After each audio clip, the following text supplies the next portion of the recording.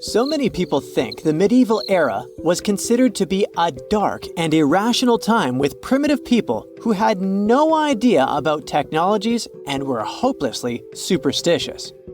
What a myth!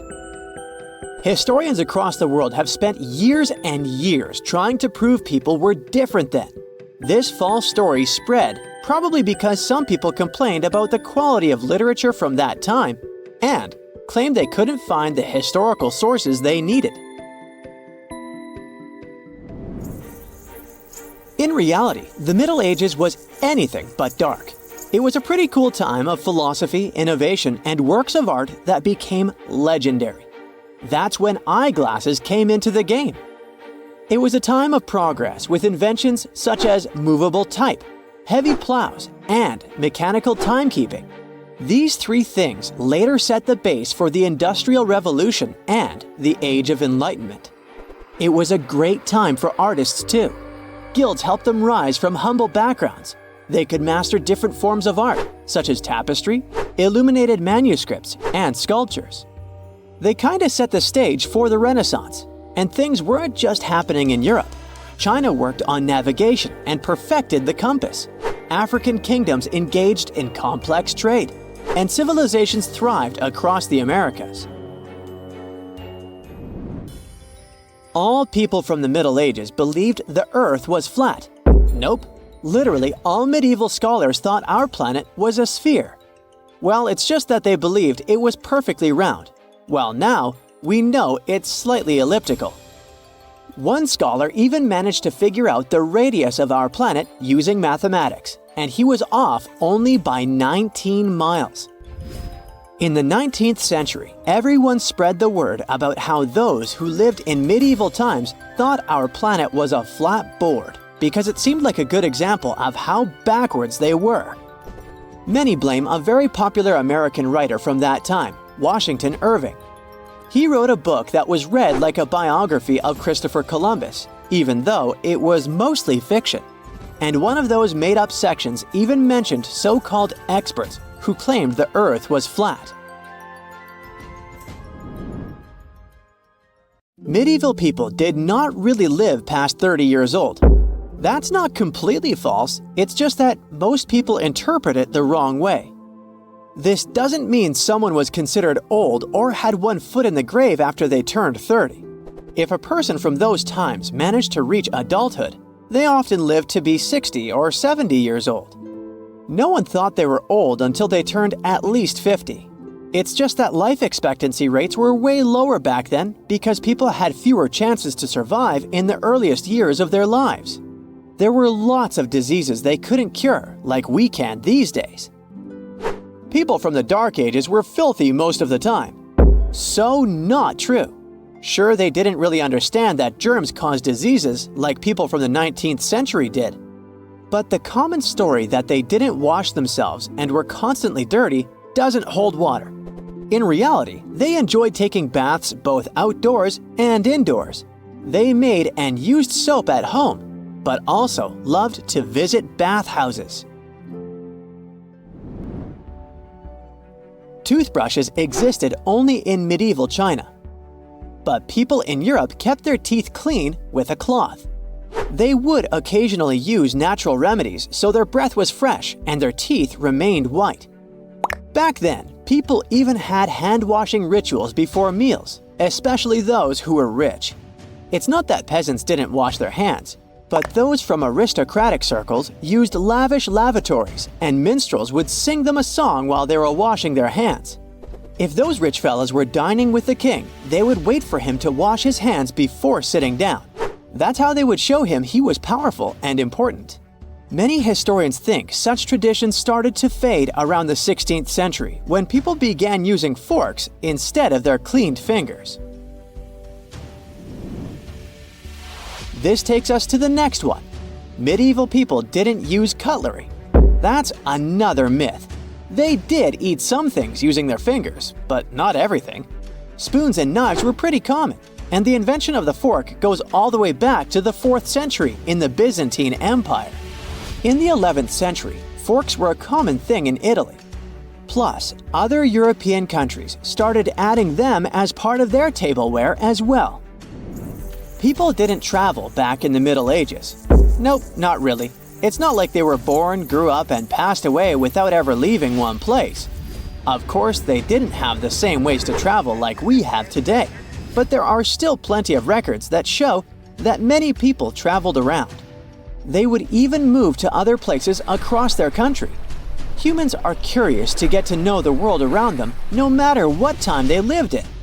Peasants across Europe would visit monasteries and churches, or would go on pilgrimages, whether those were in their country or overseas. Medieval knights were very slow because of their heavy armor. Now that's a misconception. Mark Twain had a fun book called A Connecticut Yankee in King Arthur's Court. His main character lives in the 19th century, but after a fight, he loses consciousness and wakes up in medieval England at the time of King Arthur. This book also became the source of many misconceptions people in the US had about medieval times. Twain described how this guy was running in circles around a knight who had trouble even moving under his heavy armor. This idea is funny, but it's not actually true.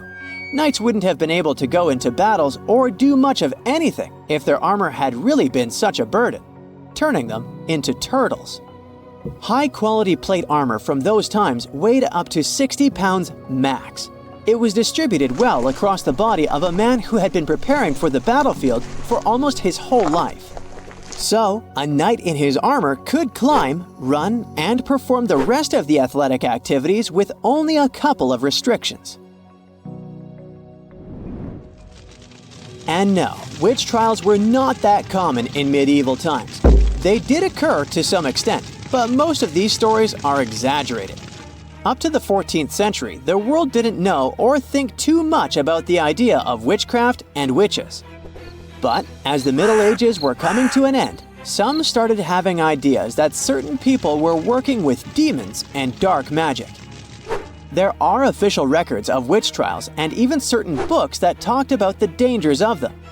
But this craze about witchcraft was something that mostly happened between the 16th and 18th centuries in North American and European societies. That was the time when tens of thousands of people were accused of being witches and faced the worst destiny for that. Fear of that remains even today. But there are more chances for people to face their end after being accused of witchcraft now in the 21st century than in the whole Middle Ages. Many believed doctors had worn strange outfits back in the Middle Ages. You've probably seen the Halloween costume called the Medieval Plague Doctor. It's a pretty weird and even a bit scary leather outfit with a mask that has a big beak. The descriptions mostly explain how doctors would wear this as a protection back in the mid-14th century when the Black Death struck Europe. It's just that no one wore it in medieval times, though. This outfit wasn't drawn or mentioned until the 17th century. Some doctors in France and Italy might have used it for a while, but after everyone started mocking them, they probably just gave up. I bet you've got an antiseptic or a pack of antibacterial wet wipes in your bag. Once the germ theory got known to the public, people started being quite careful about hygiene. But back in the day, no one knew anything about germs, and the physicians back then strongly believed it was poisoned air that people needed to be careful about. Therefore, a special outfit was invented. The doctors believed that the beak protected them from bad air. Plus, there was another theory on how to protect oneself from germs. People would carry various incense, as their sweet smell was believed to help protect from bad air too.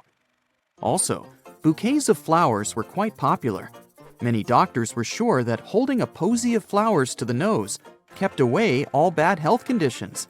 I guess they'd say back then, a flower a day keeps the doctor away, huh? Another fun fact about those outfits the doctors in Europe wore is that they're in use even today. Nope, it's not that there's a thematic hospital with weirdly looking doctors, but it's actually a traditional carnival costume in Venice, Italy. By the way, Bouquets of flowers weren't the only nice-smelling trends in history. In ancient Egypt, people would wear wax or perfume cones right on their heads. Rumor has it, it was a sort of ancient deodorant, as those cones were probably aimed at concealing body odor. The cones were typically placed on top of wigs, and as the cones melted under the hot Egyptian sun, they would release a sweet smell. About 5 millenniums ago, people in Egypt, Greece, and other ancient countries would fray a small twig to clean in between their teeth. Some scientists say that these twigs had the other end sharpened, and people used it as a toothpick. Also, to keep their breath fresh, the Egyptians used makeshift mints. For instance, some of them would chew parsley or some other herbs after meals, and sometimes during the day. Plus, they made mints of herbs and spices and used cinnamon, pine seeds, and frankincense. To sort of glue all the ingredients together, they usually used honey. In the end, they shaped them as candies with the help of fire. Cleopatra had her trademark eye makeup look, and in fact, Egyptians were the first people to invent mascara. They'd mix honey, soot, water, and crocodile dung. Ugh.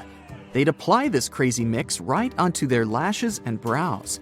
It probably didn't have a sweet scent, but at least it was safe, unlike the toxic eyeliner they invented that contained lead. In the ancient world, clothes had no variety of colors. They were mostly white. But if someone really wanted to rock a colorful outfit, they needed to prepare it for dyeing using insects. It's not a thing of the past, though. Every time you grab a couple of sugar-coated candies, remember there's some carmine made from beetles lurking behind that cheerful color. Same goes for bright lipsticks, too. Going back to weird ancient fashion, not only the people back then had weirdly shaped masks, but they also had weirdly shaped clothes. I'm talking about blios. Those were the dresses with extreme sleeves. They were usually floor-length, and obviously, those who wore them were totally helpless. They couldn't perform even the simplest tasks, but there was some thought behind it. Those sleeves symbolized that the person was rich enough to afford those inactive hands, and that there was someone to help them do all the necessary things. Blio dresses were trendy between the 11th and 13th centuries. Now, look here. These shoes with super pointy and extremely long tips were one of the hottest trends in 15th century Europe. They were called Crackos because the design originated in the town of Krakow, Poland. There wasn't really any sense or purpose of these shoes. Reportedly, it was all about fashion. Come on, don't be surprised. Super long and pointy shoes were trendy even in the 90s and aughts. Historians believe that Crackos weren't quite comfortable. The toes were supposed to be stuffed. Otherwise, they would have had zero rigidity and shape. There are some surviving examples of those shoes. One in London reveals there was moss in the toes. Also, according to an Italian chronicler, these type of shoes were often stuffed with horsehair. Apparently, the shoes weren't quite practical and quickly fell out of style. Are you into bright and vivid colors? People throughout history have shown much admiration for vibrant colors, so it's no wonder they wanted to make their outfits as bright as possible. In most cases, it was really expensive, but sometimes it was both expensive and super dangerous. Like in Victorian-era England, people loved a bottle green color, and many women wanted to have a bottle green dress. To achieve that shade, though, people used arsenic. Yikes! However, those fancy dresses were mainly worn on special occasions, so women weren't often in constant contact with arsenic. Still, even limited exposure could provoke undesired consequences. For a perfect look, it was cool to dye one's hair chestnut brown, the trendiest color of that era. Sulfuric acid worked wonders and could turn even the blackest hair lighter, but it was super toxic. Mercury was used for clothing too. Hats were made of fur, and hat makers would use this toxic metal to stick that fur together so that it formed felt. People who wore them inhaled toxic gases produced by such hats, and the consequences were unpredictable because it affected the central nervous system. This one is not a type of pasta, but another fashion trend of the past that didn't make it through until now, unlike yummy pasta. If you ever want to try Macaroni Style, make sure you live in the mid-18th century, have an enormously exaggerated Empire State Building high wig adorned with a teeny tiny hat and don't forget a feather on top, wear bright stockings, preferably striped, wear pants, the tighter the better. Ideally, they should be just like leggings. But remember, there was no Lycra back then. To polish things up, add a walking cane and sophisticated manners. Almost forgot. Get ready to be mocked about your exquisite style for the next few decades or even centuries. Tudor England had some fashion trends people wouldn't ever understand. Today, some people shell out thousands of dollars to make their smiles impeccably white and shiny. But back in Tudor England times, women would blacken their teeth on purpose to seem wealthy. Sugar was pricey and hard to find, and very few people could afford it. It was widely believed that the more sugar you ate, the blacker your teeth got, which was an obvious sign of wealth. Historians believe honey was sometimes used as a toothpaste. If you think black teeth alone aren't enough to feel like a true Tudor, try rocking Bombast. But you'll probably feel more like a teddy bear, not like the Queen of England. Back in the 16th century, both men and women would use all sorts of things to stuff their sleeves. It could be cotton, wool, sawdust, socks. They did their best to accentuate their arms to make them look strong and sporty. The more sleeve stuffing you've got, the stronger you seem. Some men would stuff the area around their calves and even bellies to look more muscular. Now add a ruffle around your neck, supported by a metal corset to preserve impeccable shape, and voila! You're a true Tudor. In the 19th century United States, arsenic was mainly used for cosmetic purposes. Manufacturers would add it to wafers, promising that their product would help get rid of any facial imperfections. The amount of arsenic added did help clear the skin and make it paler, but veggies and fruits sound like a nicer option today. Radioactive cream didn't sound wild at all at the beginning of the 20th century. This radium-rich product was supposed to wipe away all your wrinkles and make anyone who used it at least 20 years younger. Imagine you're an archaeologist on vacation in Spain. Ooh. Your days are packed with hot sunshine, delicious peaches, and rest. That is until your next-door neighbors decide they want to build a swimming pool in their backyard.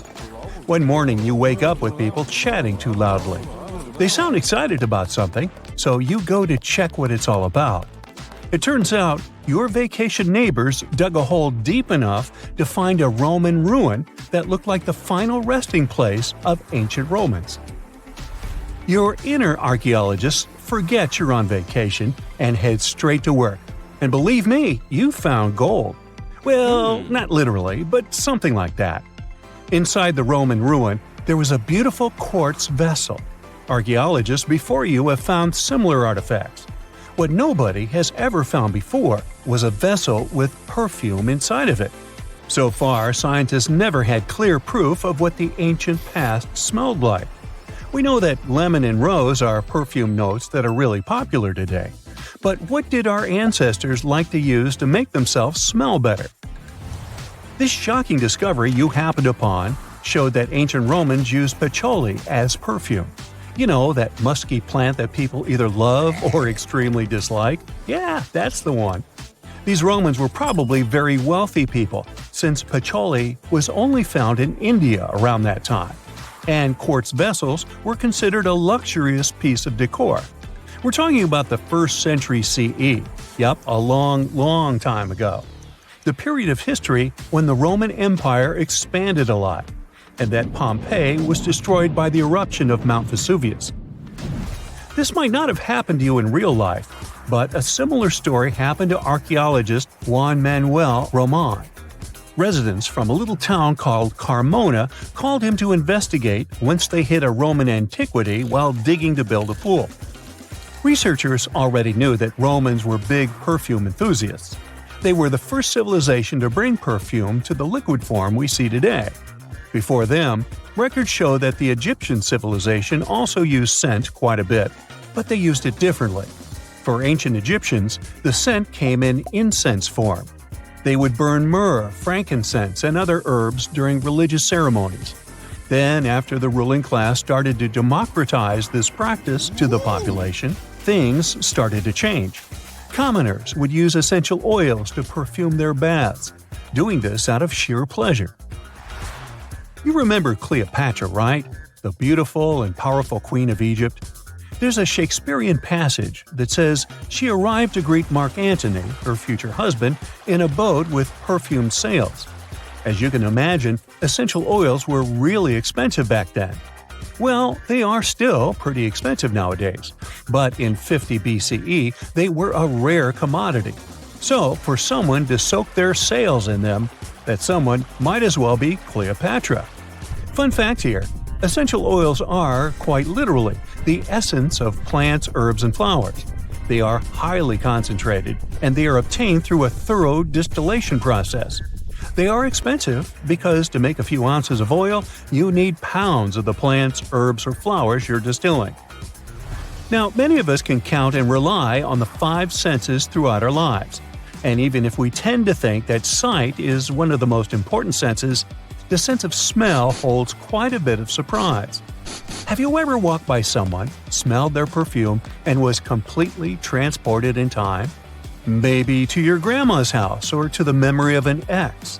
Smell has the power to make us time travel emotionally. This is called olfactory bonding. You see, other kinds of sensory information, like sight, touch, and hearing, have to pass through the thalamus before they reach our cerebrum. But odor goes directly from our nose to our limbic system, which is part of our brain connected to emotion, creativity, and memory. In terms of evolution, the sense of smell was really important for hunter-gatherers to find food to eat, especially fruits. Imagine you're a cave person walking by a mango tree. If their smell is taking up the whole block of forest, then you know it's time to eat it. You heard the phrase, the nose knows, right? Well, that's what it's all about. Now, how about we follow the scent down history lane and see how different periods might have smelled like, shall we? We've discovered that ancient Rome smelled like patchouli, or at least a part of it did. But if we fast forward in time and land in the early years of New York City, the odor changes completely. Around the 18th century came the so-called Industrial Revolution. That's when humans became expert at building machines that automated a lot of our work for us. Not having to rely solely on agriculture, humanity started to grow more and more. So cities also grew more and more. And guess what? They didn't smell too nice.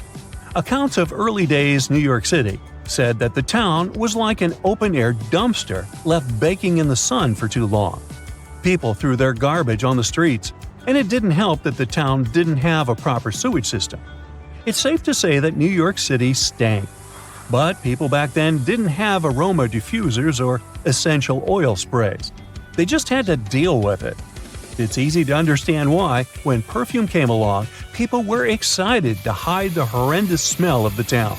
But that's not all. Bad odors started to become associated with diseases. In France, scientists and doctors were extremely worried that people would get sick just by inhaling the bad-smelling air in cities. So, a belief started to circle around that perfume was a way to protect people from the city's bad odors. Still, only rich folks could afford perfume. As far as the story goes, during the reign of Queen Elizabeth I, every single public place had to be scented with perfume, because the Queen couldn't tolerate bad smells.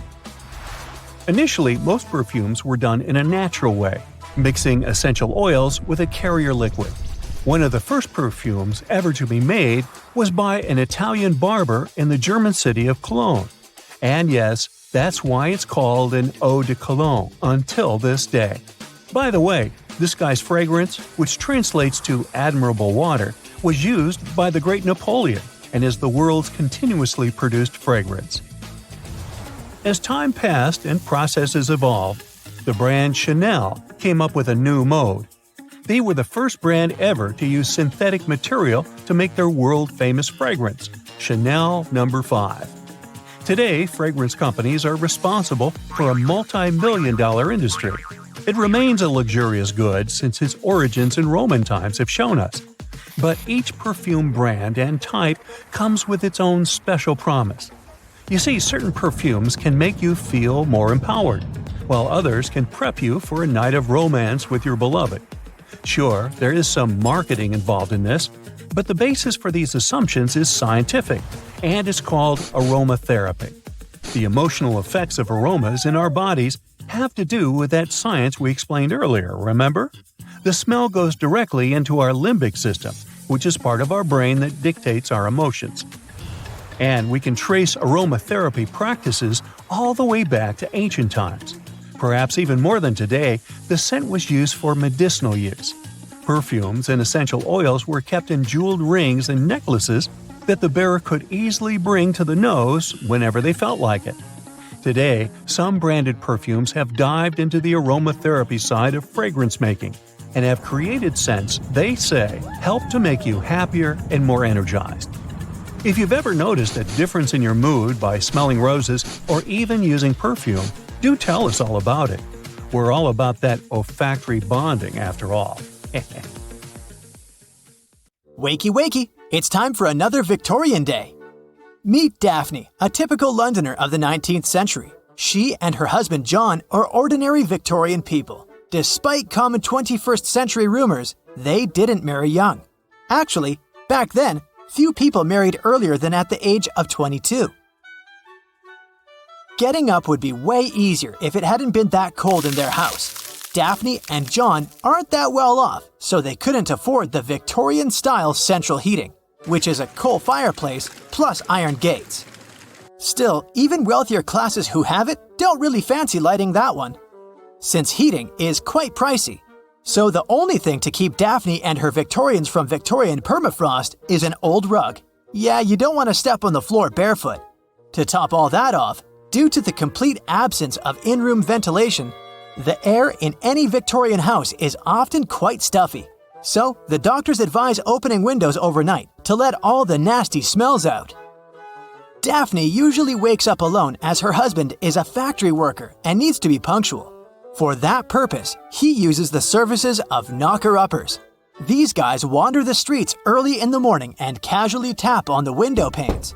That's a pretty economical alternative to watches and clocks. For a fresh start in a stand-up makeshift shower each morning, all Daphne needs is a bowl, a slop pail, and a piece of cloth and some soap. The main ingredient is a jug of hot water to make the whole morning routine less stressful. Also, Victorian soap just won't lather in cold water. A nice hack. It's easier and warmer to wash your body part by part. As for a beauty routine, sure thing there were no nail salons. But even if there had been some, they couldn't have been very popular among working-class women. Rose-pink nails and soft skin were a badge of idleness, which wasn't fancy at all. On the contrary, Victorian noble ladies did have certain rules for their nails. No specks or ridges. The nails should be oval and no nail color was allowed. While ladies used lemon to keep freckles away from their hands, working-class women like Daphne opted for lard to soften up their skin. Daphne and many other Victorian women work from home. Nope, she doesn't have a dozen of Zoom calls each day, but she's pretty good at sewing, so she can work in pajamas just like many people do today. Unlike his wife, John works a 16-hour shift at a factory, and that's completely fine for the Victorian era. But if he were a lawyer, he'd work less, from 8 a.m. to 7 p.m. The upper-class gents usually did their business from 10 a.m. to 4 p.m. Without a smartphone, John can't call an Uber, so he has to walk a whopping 4 miles to and from work each day. Instead of taxis, there were horse-drawn carriages. But such journeys could even hurt the people because of the lack of suspension. And the seats were small and uncomfortable. There were also horse-drive omnibuses. But passengers complained that whenever a horse suddenly stopped, they could be easily pitched off into the road. Hey, do you skip breakfast or hastily grab something before you go, just like John does? If so, it's something you have in common with Victorian workers. Their breakfast often depended on the reachability of their place of work. If it was an easy walking distance, they could share a hearty hot brekkie with their family, If not, the morning meal was quite fast and not that exquisite. Now let's make a short quiz for y'all on a typical working-class Victorian breakfast. A. An avocado toast with a smoothie. B. A croissant with a cappuccino. C. Bread and barley-based drink with foam.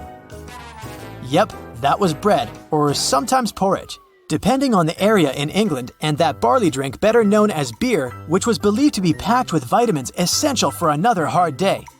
Bonus, it didn't require cooking, sort of Victorian fast food. However, many people did prefer tea, plus coffee and cocoa started to gain popularity too. On the way to work, John got splashed by a carriage. I'll just go and change then. There's nothing better than to wear a fresh shirt with a hint of that flower-scented softener, he thought. Just kidding. There was no flower-scented softener. His wife Daphne never heard about a washing machine or softener either, and no one loved doing laundry back then. The main reason why people disliked it so much was because this basic procedure could take up to 3 days. Anyone who had an extra penny would definitely pay someone else to do it. Problem number 1. No hot water in the houses. Problem number 2. Whenever people heated water for their laundry, it impeded all the cooking in the house. No free space in the kitchen. The laundry always started with checking the clothes for holes to mend them before the vigorous process of washing. Then the clothes required some soaking. Saturday was typically a soaking day. This process could take ages, since some substances like mud could easily be dissolved in water, lucky John, and others needed more time. The only stain remover available was washing soda. By Monday morning, the clothes were well soaked and ready for washing. Some people used soap on spots where the grease concentrated, like collars, but soap was quite pricey. Next came dollying, wringing, and hanging the whole batch to dry. At the very least, the clothes would be used again by Tuesday. This procedure applies to cotton. Things were somewhat harder with wool. And imagine having delicate clothes back then. Let's say corsets. Tight corsets, by the way, weren't that popular in the Victorian era. Yeah, some people in that era claimed a tiny waist was achievable only with a regular application of tight corsets, but women wore them not as a fashion statement. Victorian doctors believed that it was a corset that could help have a healthy posture, and that it could help keep the internal organs in the right alignment. Daphne is not a big fan of corsets, but she can sew you one. In Victorian times, the color of clothes sometimes depended on the laundry. The thing is, white clothes could be boiled and bleached better than those of bright colors, so the youngest ones were often wearing white to easily remove the stains if needed. The older they grew, the more intense colors they got. Fun fact, as a paler version of red that was considered to be a strong and masculine shade was intended for boys. Girls preferred blue colors instead. Around the 1940s, the situation changed and pink began to be associated with girls. Daphne often makes those pink and blue clothes too, and earns about 10 shillings a week, just like other seamstresses. With this money, Daphne could easily pay the weekly rent of 6 shillings. The rest she could spend on food or whatever she needed. With 1 shilling, she could buy enough tea for a week.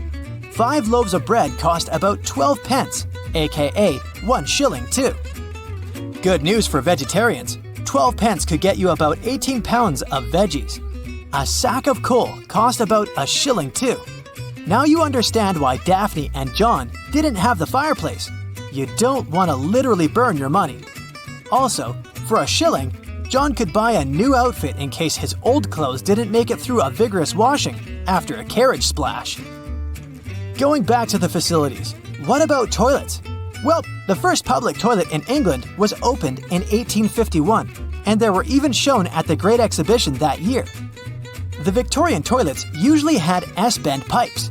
Their purpose was to keep the odors at bay, as bad smells were believed to be dangerous for health, not to speak about nasal discomfort. But these were again a luxury. Ordinary flats and rural houses had something less comfy. Sorry, Daphne didn't reveal what kind of toilet she had. In the evening, there was of course no TV, or even light. As soon as the sky turned dark, it made no sense to stay awake. It actually cost a pretty penny. Candles and oil for lamps weren't cheap. Daphne finished another dress in the afternoon, so there was no point in burning a candle. Good night. Number 1. Bananas. These guys changed a lot over time. Their seeds were tougher and their skin didn't look the same, but the main difference is, of course, the taste. Bananas taste different because of their genes. This is Cavendish bananas, aka bananas from the supermarket we all eat, are at great risk.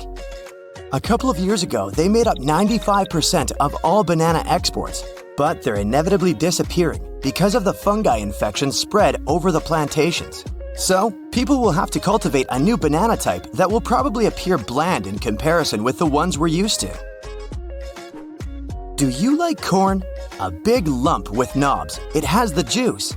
Right, but the original before selective breeding corn wasn't big nor juicy.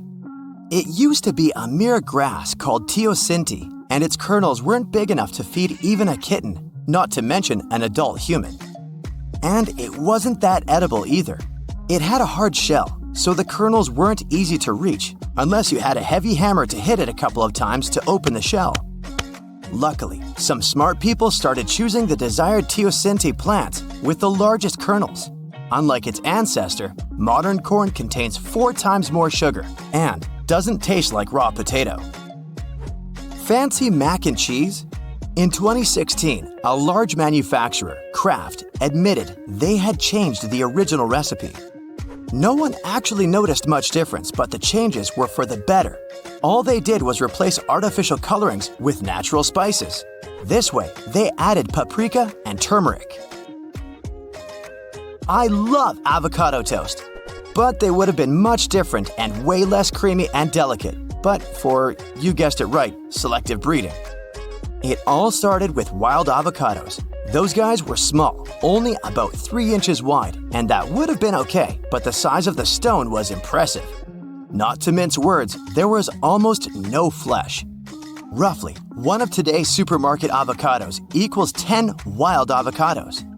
And actually, grabbing 10 avocados for one toast is not the biggest problem. Wild avocado skin is far too tough to be cut, so you'd need a machete to make a toast. This one is not about taste, this one is about size. And when it comes to chocolate, size does matter. Sadly, in the early 2010s, the Snickers bar was reduced for the first time in over 80 years. Snickers lost about 11% of its original size, which equals 30 calories. For the rest, it's still the same old Snickers we all love. McDonald's food tastes pretty much the same wherever you grab it, but not whenever you grab it. In 1990, McDonald's switched to pure vegetable oil. But if you could travel back in time, you might have tried old-style McDonald's fries cooked in a blend of 93% beef tallow and 7% cottonseed oil. The classic Oreo cookie has had several alterations too. In the 1990s, they removed the lard and started using trans fats instead. About 10 years later, those trans fats were replaced by vegetable oil. Fun Oreo fact: double-stuffed Oreo cookies aren't double-stuffed in fact. A math teacher, Dan Anderson, assigned a cool task to his students. They weighed 10 regular Oreos, 10 double-stuffed Oreos, 10 mega-stuffed Oreos, and 5 wafers. Turns out, double-stuffed Oreos are only 1.86 stuffed Oreos. I love the soft marshmallow texture. Still, back in the day, they were even easier to chew. What we have today as marshmallows are the squishy gelatin pillows, right? Old-style ones were more like syrup. That syrup was extracted from the roots of the marshmallow plant and mixed with different toppings. I know you don't believe such a plant exists. It's something I'm not sure how to pronounce, but you can read it. Here's the picture. Time to get shocked. Number 1. Nope, apple pie isn't originally American. It's among the earliest recipes recorded in Britain. Number 2. Some apple pie recipes featured meat, fish, and bird. Sounds weird and even a bit gross. Okay, let me tell you a bit more about a normal apple pie recipe from 1380. All you need are apples, dates, prunes, pears, raisins, something similar to cinnamon, mace, cloves, sugar, sandalwood, and unicorn tears. Just kidding. Cinnamon wasn't very popular back then. Sugar was pricey. So to sweeten it all up, people loved to use grains of paradise, better known as pepper. And there was no edible crust. That idea came to people sometime later. Selective breeding. Here we go again. Around 4000 BC, peaches looked more like cherries until the Chinese domesticated them. Here's the old-time peach skin. Waxy on the outside, slightly over 60% of flesh is edible, and a huge stone. In 2022, there's no one around who tried the original cherry-like peaches, but scientists claim the taste was dramatically different, salty and even similar to lentils. With time, the peach evolved into a sweet, soft-skinned fruit with a relatively small stone. Eggplants. Today there's only one shape this veggie may have, but it used to come in a variety of shapes. Even the name derives from the fact that they were white and round. However, they didn't limit to one color only. They could also be blue and yellow. The great changes started when this veggie was domesticated in China, Thailand, and India. It's pretty clear the taste was different too. They say it used to be bitter and was used for medicinal purposes only. Ugh, I'm not really into eggplants today. I bet those of the past wouldn't be to my liking either. Hey, not all the changes are for the better. Sadly, we'll never try the original strawberry, but the studies claim that it tasted much sweeter before cultivation. The thing is, when performing selective breeding, farmers paid attention to the size, as the original wild strawberries were tiny and resistant to outer conditions. The shape of strawberries we know now is due to the mixing of two breeds, the original wild strawberry and the Chilean strawberry that was once brought to France. Let's travel to 10th century Persia. If you're a fan of carrots, don't even try to look for orange ones. They were originally white and purple. The flavor was much stronger and they looked different too. Those original ones were much thinner. Some centuries later, the carrot seeds were sent to Europe and selectively bred. As a result, we have orange and way less bitter carrots now. Fun fact, baby carrots aren't a different species. These are the same carrots, but trimmed and sized down. Okay, this one looks a bit like a cactus. Seems weird and totally not edible, right? Well, it's the ancestor of a cucumber. This guy has changed a lot over time. You see those spikes? Some of today's cucumbers got rid of them completely and can boast a silky smooth skin, while others still do have that spiky resemblance to their ancestor. Also, the old version cucumber had only 4 seeds inside, unlike its modern counterpart. Anyway, the main difference between them is that you don't want to slice some of the old-time cucumbers in your salad. It was toxic and non-edible. Things with tomatoes are a bit more complicated, as their evolution happened in 2 stages. It all started with the wild ancestors that were as tiny as berries and had different colors like yellow, purple, and green. The wild ancestors evolved into yellow tomatoes, which evolved into something we know today as cherry tomatoes. Hey, have you noticed that the tomatoes get less flavorful each year? It's because they lost some of their genes over time. That's the downside of selective breeding. The second stage started when people cultivated cherry tomatoes into those large ones we need to make a perfect burger and ketchup. By the way, 200 years ago, ketchup was used as medicine. Doctors used to believe tomatoes had a lot of medicinal properties, and so did ketchup. Did someone say ketchup? I guess this is the leader on the list. This condiment has nothing in common with the original version. First off, it was tomato-free. Second, it was made from fish entrails, meat byproducts, and soybeans. Third, it was created in China, and its original name was Getsap or Ketchup. So, doctors in ancient Egypt carried bandages, tools, medicine, and moldy bread in their bags. That's how they ate bread back then? Nah, Egyptians figured out that moldy bread does something pretty awesome. It worked like a band-aid in covering wounds and helping to prevent infections. Maybe add a little mustard and mayo? The Egyptians were probably the first seafarers. They made ships out of reeds, wood, and papyrus. They were powered by a whole team of rowers. The tough day for the rowers was when the captain wanted to go water skiing. Not really. Anyway, the River Nile's basically one huge highway, so the Egyptians built ships to sail up and down the river carrying building materials, food, and spices. The pyramids in Egypt are old. The first one was built around 4,000 years ago. The Great Pyramid is the largest ever built by the Egyptians, but it wasn't the largest pyramid ever. The pyramid in Cholula, Mexico was way bigger.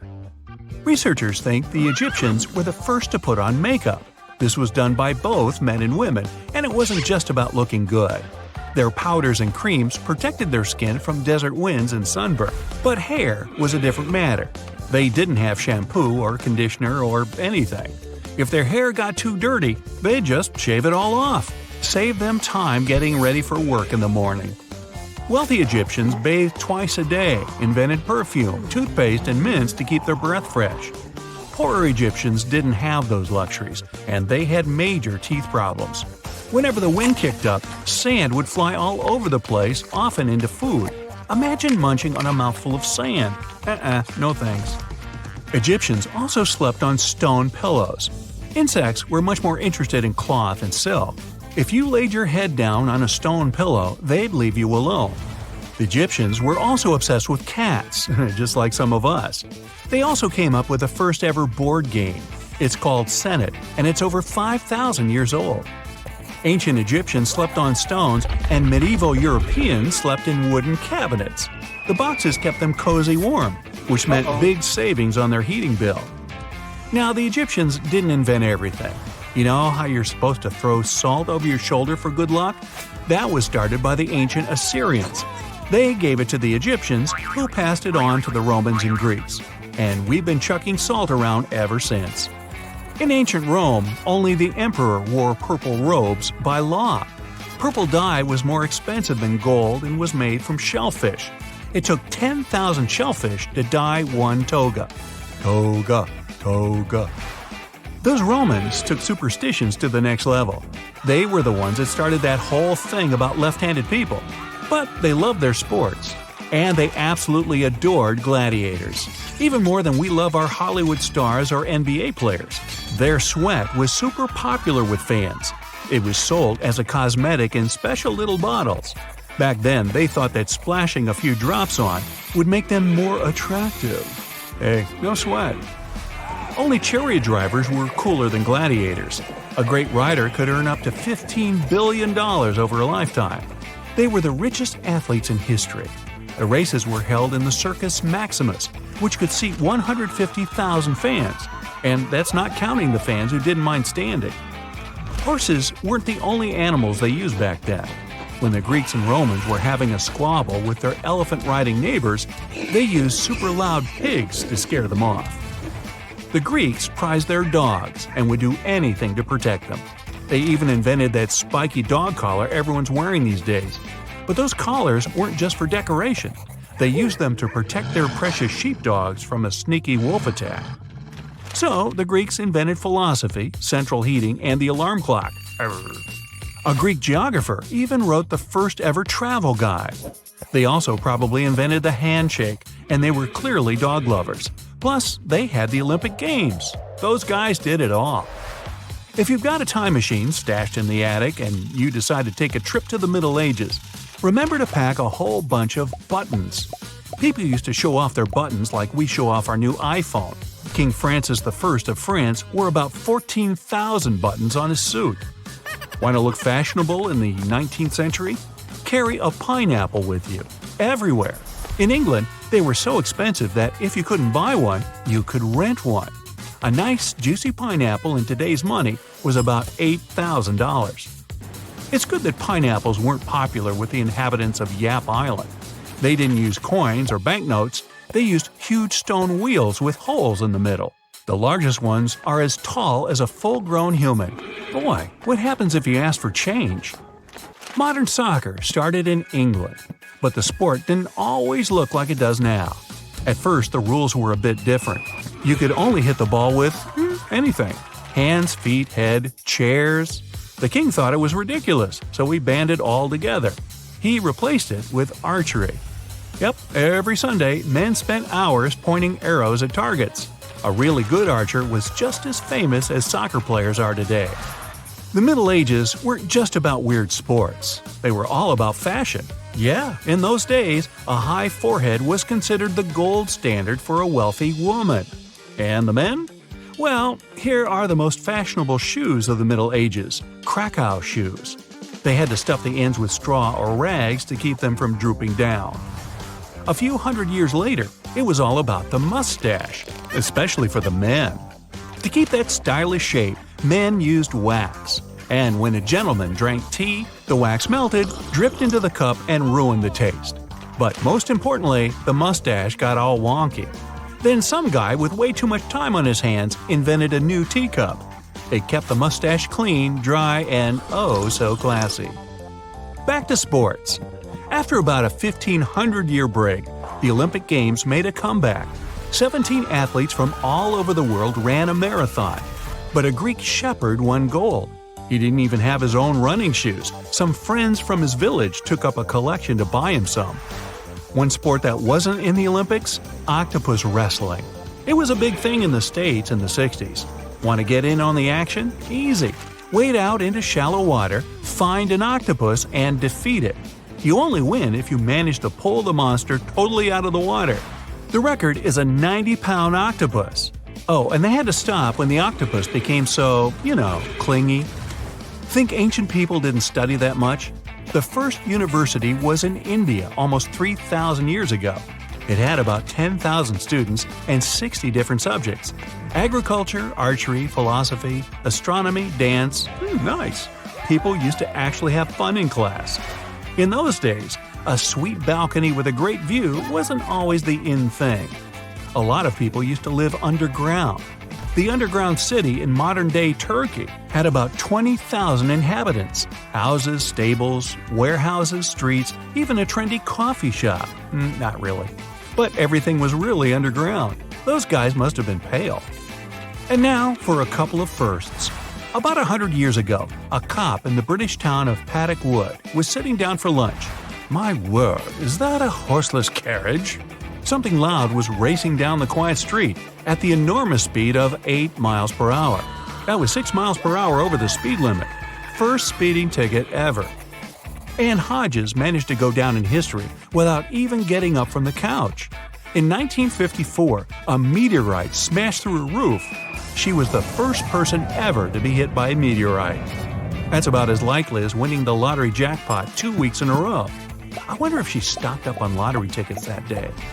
Bonus dino fact. We usually think dinosaurs all lived at the same time. Not true. Imagine you, a Stegosaurus, and a T-Rex are brothers and sisters. The Stegosaurus would be 15 years old, the T-Rex would be 7, and you would have just had your first birthday. So you and the T-Rex are closer in age. Time to show off your new knowledge to your friends, unless they also saw this video. Bye-bye. Well, in ancient Egypt, people wore heavy, donut-sized bracelets, giant earrings, necklaces, and their neck collars were totally bedazzled with beads and stones. Now, did they fall over from being so top-heavy? It doesn't say. They also invented wigs. Probably some ancient Egyptians didn't feel like styling their hair every single morning. Hey, I can relate. Just shave your head, pop on a wig, get to work on time. Some of the wigs had jewels in them too. Most Egyptian clothes were made of linen. No big surprise, it's hot over there. Even though they would normally wear kind of plain clothes, their jewelry had to pop. Wealthy or not, a large necklace was a must. If you wanted to turn heads, it had to be gold, but cheaper metals were popular too. Look closer at those Egyptian paintings. See those weirdly shaped cones popping out of people's heads? This head cone was made of a mix of wax and oils, and it was for… Wait, am I reading this right? It was supposed to melt thanks to your body heat and spread sweet-smelling oils everywhere. How lubricating. Cleopatra had her trademark eye makeup look, and Egyptians were probably the first to invent mascara. They'd mix honey, soot, water, and crocodile dung. Ooh. They'd apply this crazy mix right onto their lashes and eyebrows. It probably didn't smell all that great, but at least it was safer than those toxic lead eyeliners people used to use. All natural. Now, ancient Greeks took some style tips from their Egyptian neighbors, But they'd even wear clothes made from wool. Hot and sticky. Their clothes didn't come in a lot of color options. They were mostly white. But if someone really wanted to rock a colorful outfit, they needed to dye it themselves with insects. It's not a back-in-the-day thing. Every time you grab a couple of sugar-coated candies, remember this. Some of that coloring may have come from beetles. Your lipstick, too. Mwah! If you happen to be a wealthy ancient Greek, you'd be able to buy cotton. You, yes you, wearing a cotton t-shirt, watching this video. Do you feel as cool as a noble ancient Greek? And you probably take that rack of shoes you never wear for granted. But for an ancient Greek, shoes were a privilege. They mostly walked around barefoot. Just like in Egypt, Greeks were all about wigs. They were made mostly of natural hair. Way later, in the Middle Ages, people would powder their wigs, trying to give them a lavender or orange scent. And in those times, let's just say soap wasn't really a thing. So a powdered wig came in handy when people needed to cover up any unwanted smells. Clothes in ancient Rome were pretty similar to those worn in Greece. There were two main clothing types, togas and tunics. Tunics were worn by everyone, while only noble citizens of Rome could wear togas on top of their tunics. Togas were extremely wide and up to 18 feet long, so it was impossible to put them on without someone's help.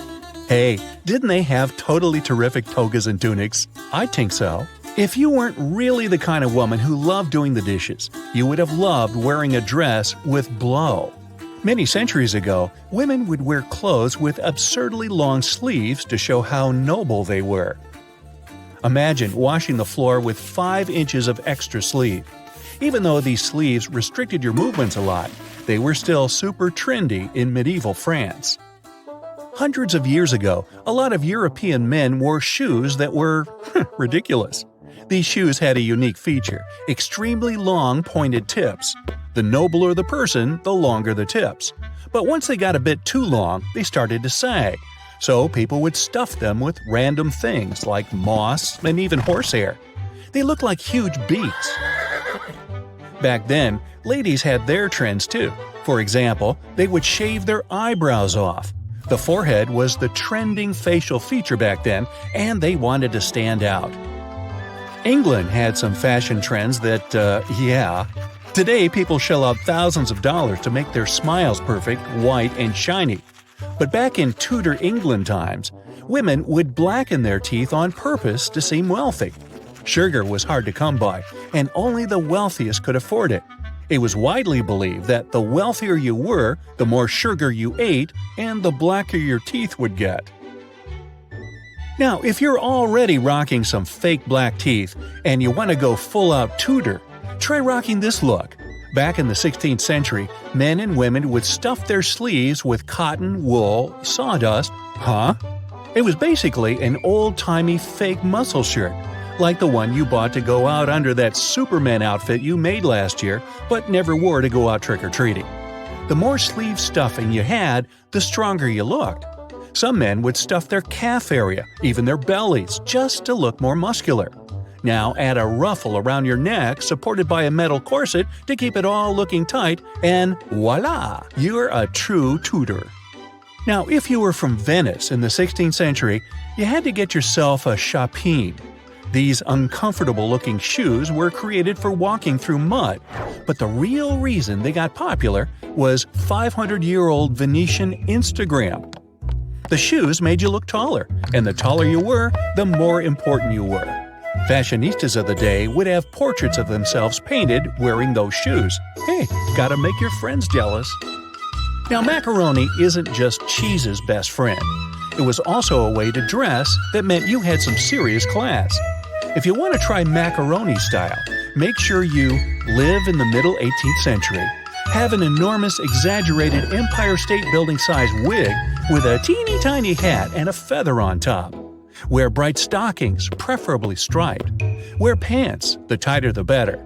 Ideally, they should be just like leggings, but remember, there was no Lycra back then. Round it all off with a walking cane. Oops, almost forgot. Get ready to be mocked for the next few decades, or even centuries. Hey, if you're humming Yankee Doodle to yourself right about now, you get it. In the 19th century, things did not get even a little bit less crazy. Excessively large ruffled dresses were hot, and by hot I mean they used to catch on fire all the time. Tests revealed that that type of dress could burn to ash in under a minute. Ruthless. Socks were made with aniline, which, just like it sounds, can be pretty bad for you. They use mercury too. Hats were made of fur, and hat makers would use mercury to stick the fur together to make felt. People who wore them inhaled toxic gases. Another toxic ingredient, because two just wasn't enough, was arsenic. In Victorian England, green clothing was achieved by long chemical treatments with large amounts of toxic dye. Green dresses were extremely pricey, so at least not everyone was getting exposed to it. To complete the look, stylists recommend dyeing your hair chestnut brown, the hottest color of the era. Sulfuric acid worked best and could turn even the blackest hair lighter. So, to recap, they used to put toxins and poisons all over themselves. On purpose. Victorian women wore dresses that made it almost impossible to sit or walk. They wore crazy heavy crinolines, basically a cage you wear to make your dress look bigger, and metal corsets with horsehair stuffing. Victorian men didn't have it much better. They would pin starched, unbendable collars to their shirts, and things could get pretty serious if you accidentally fell asleep wearing them. It's the 19th century in the USA, and they're using arsenic in their cosmetics. Manufacturers would add it to wafers, promising that their product would help get rid of any facial imperfections. The amount of arsenic they added did help clear the skin and make it paler, but veggies and fruit would have done the same job without being so dreadful for you. Radioactive cream didn't sound wild at all at the beginning of the 20th century. This radium-rich product was supposed to wipe away all your wrinkles and make anyone who used it look at least 20 years younger. Is this where the term "she has that healthy glow" comes from? Maybe the worst early 20th century fashion trend was the hobble skirt. It was designed to keep your legs almost tied together. They thought it would make your legs thinner. They were also a great way to cut costs by using less fabric. Wow, the things we've done for fashion. Let's do a little experiment together, shall we? Do you have any old family photo albums lying around? Try to look for your parents' or grandparents' photos. If possible, search for photos where they're the same age as you are today. You'll see that even though you might look similar, there will be something odd about these pictures. Your family members appear to look older than you do today. Sure, you probably think it might have something to do with their hairstyles. Those may not be fashionable anymore. Or with vintage-looking clothes. But even if we don't take it into consideration, people still looked older back then. It has nothing to do with photo cameras back then either. Specialists have looked into this phenomenon, and it does have some scientific facts to back it up. It's not necessarily that our ancestors looked older, it's more that we appear to look younger and younger as generations go by. That's because, over time, humans have improved the way they live their lives. In the US alone, over the last 200 years, life expectancy has more than doubled. It now reaches about 76 years. You might believe we should thank recent medical advancements for that, but this rapid leap occurred mostly between 1880 and 1920 because of public health improvements. We began to better understand infectious diseases and how they spread. We gained access after safer types of foods, and we understood the importance of clean water. Our individual lifestyle choices can impact the way we look too. Working in an office for 8 hours a day does have an impact on your health, especially if you don't exercise to improve your posture and take measures to protect your eyesight. But you will certainly age better than a Victorian chimney sweep who spent days inhaling dangerous fumes. And this change is shockingly noticeable over the course of just a few generations. Surprisingly though, the change has not been equal for men and women. Recent studies have shown that young males look and feel younger than young females compared to their ancestors at similar ages. There's other factors to take into account too. People are known to look younger and healthier if they have a nice set of pearly whites. With recent improvements in dental care, people have more options and are better equipped to take care of their teeth than they did 100 years ago. Then, there's the way our skin looks. Probably the most important factor that contributes to skin aging is exposure to sunlight.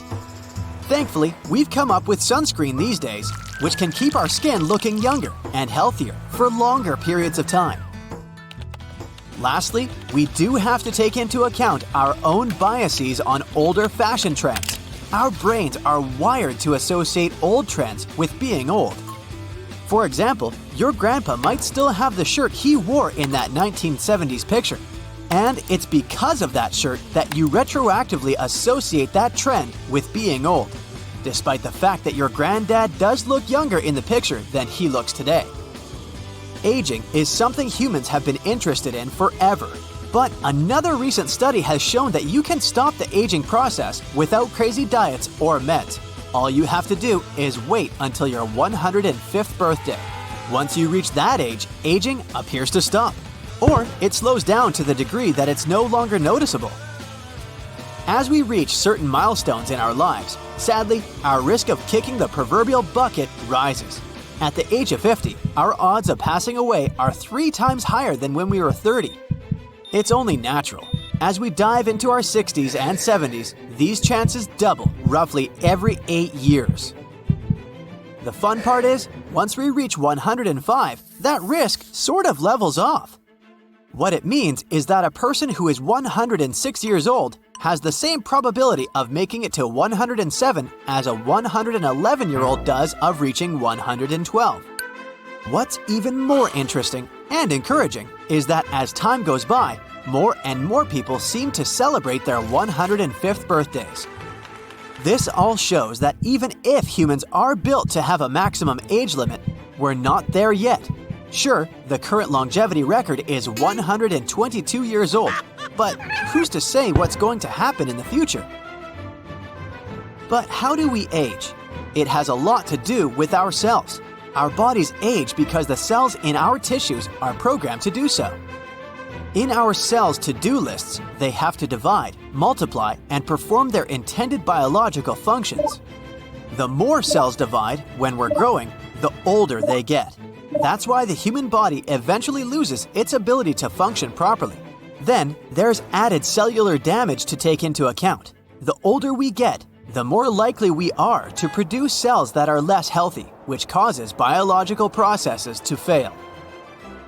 In each human being, there are more than 200 different types of cells. Each is designed to perform a different function, either by itself or by being a part of a particular type of tissue.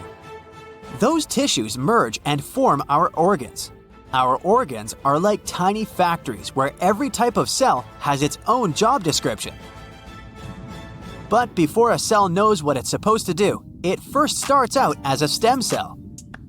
These supercells have a one-of-a-kind feature. They can become any type of cell in the body. They're also the ancestors of all other cells, from the basic cells found in our skin to the complex neurons in our brains. And they also may hold the key to age reversal. We gotta admit, we're years away from becoming Benjamin Buttons, so don't get too excited just yet.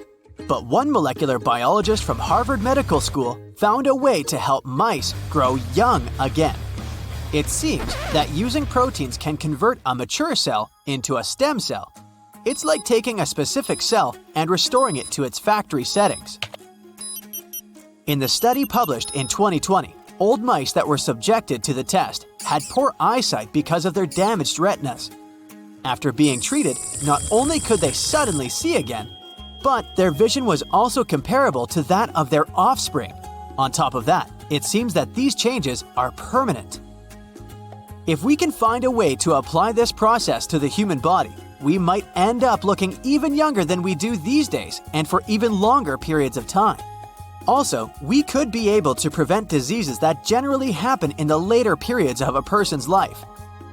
All these changes in the way we age can be predicted to a certain degree, but that's only if we assume that we continue living on Earth. That's right, one day we might end up living on another planet. In fact, NASA is currently working on a project that hopes to send people to Mars in the late 2030s or early 2040s. So, depending on what planet we end up colonizing, our features will become a lot different too. Our eyes will need to grow larger if we reach planets farther from the sun than Earth. If there's less light, we'll need bigger eyes to see better. Our skin might also become more pigmented to sustain harmful UV radiation outside of Earth's protective ozone layer. We might even get thicker eyelids and more pronounced brow bones to deal with the effects of cosmic rays. Weirdly enough, humans might evolve to blink sideways to better protect the eyes from cosmic dust. We can probably guess what we might look like when living on other planets, but there's no way to know at this point how we might age. For now, Mars seems like a sustainable candidate for us to colonize. And it's also within our solar system, but without a spacesuit, we wouldn't even survive a second.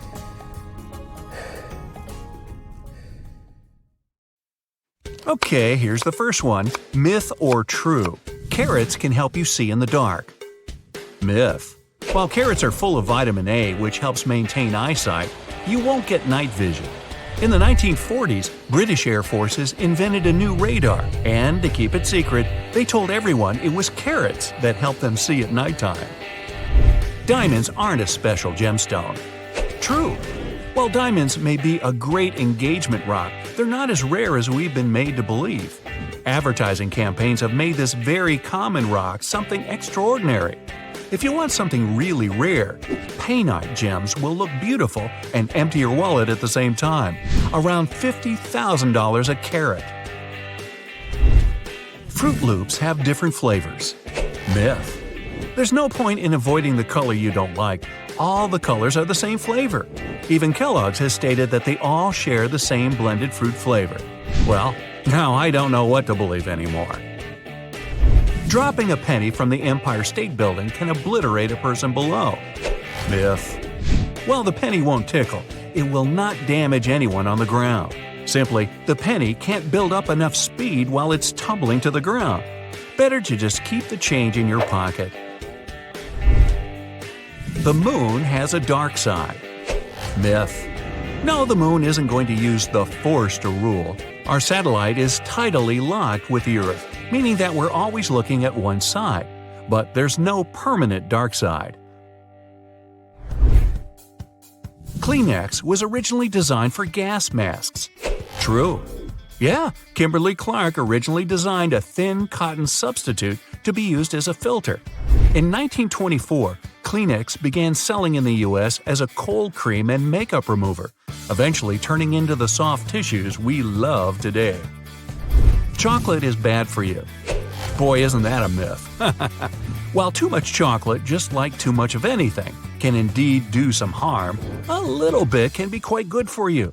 Not just any chocolate though, only the dark variety. Yum. Weekend sleep-ins will help you catch up on lost sleep. That's a myth. As comfy as your bed is on a Sunday morning, you just can't make up for lost sleep. Irregular sleep can lower your concentration and performance.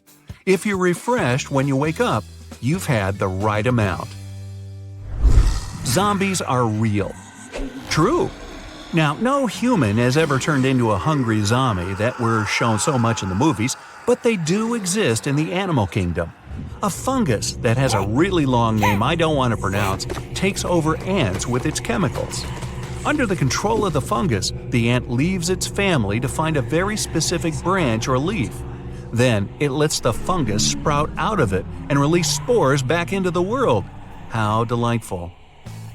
The largest living organism is the blue whale, African elephant, or shag. Myth. While all of those are large, the honey fungus in the Blue Mountains, Oregon wins by quite a bit.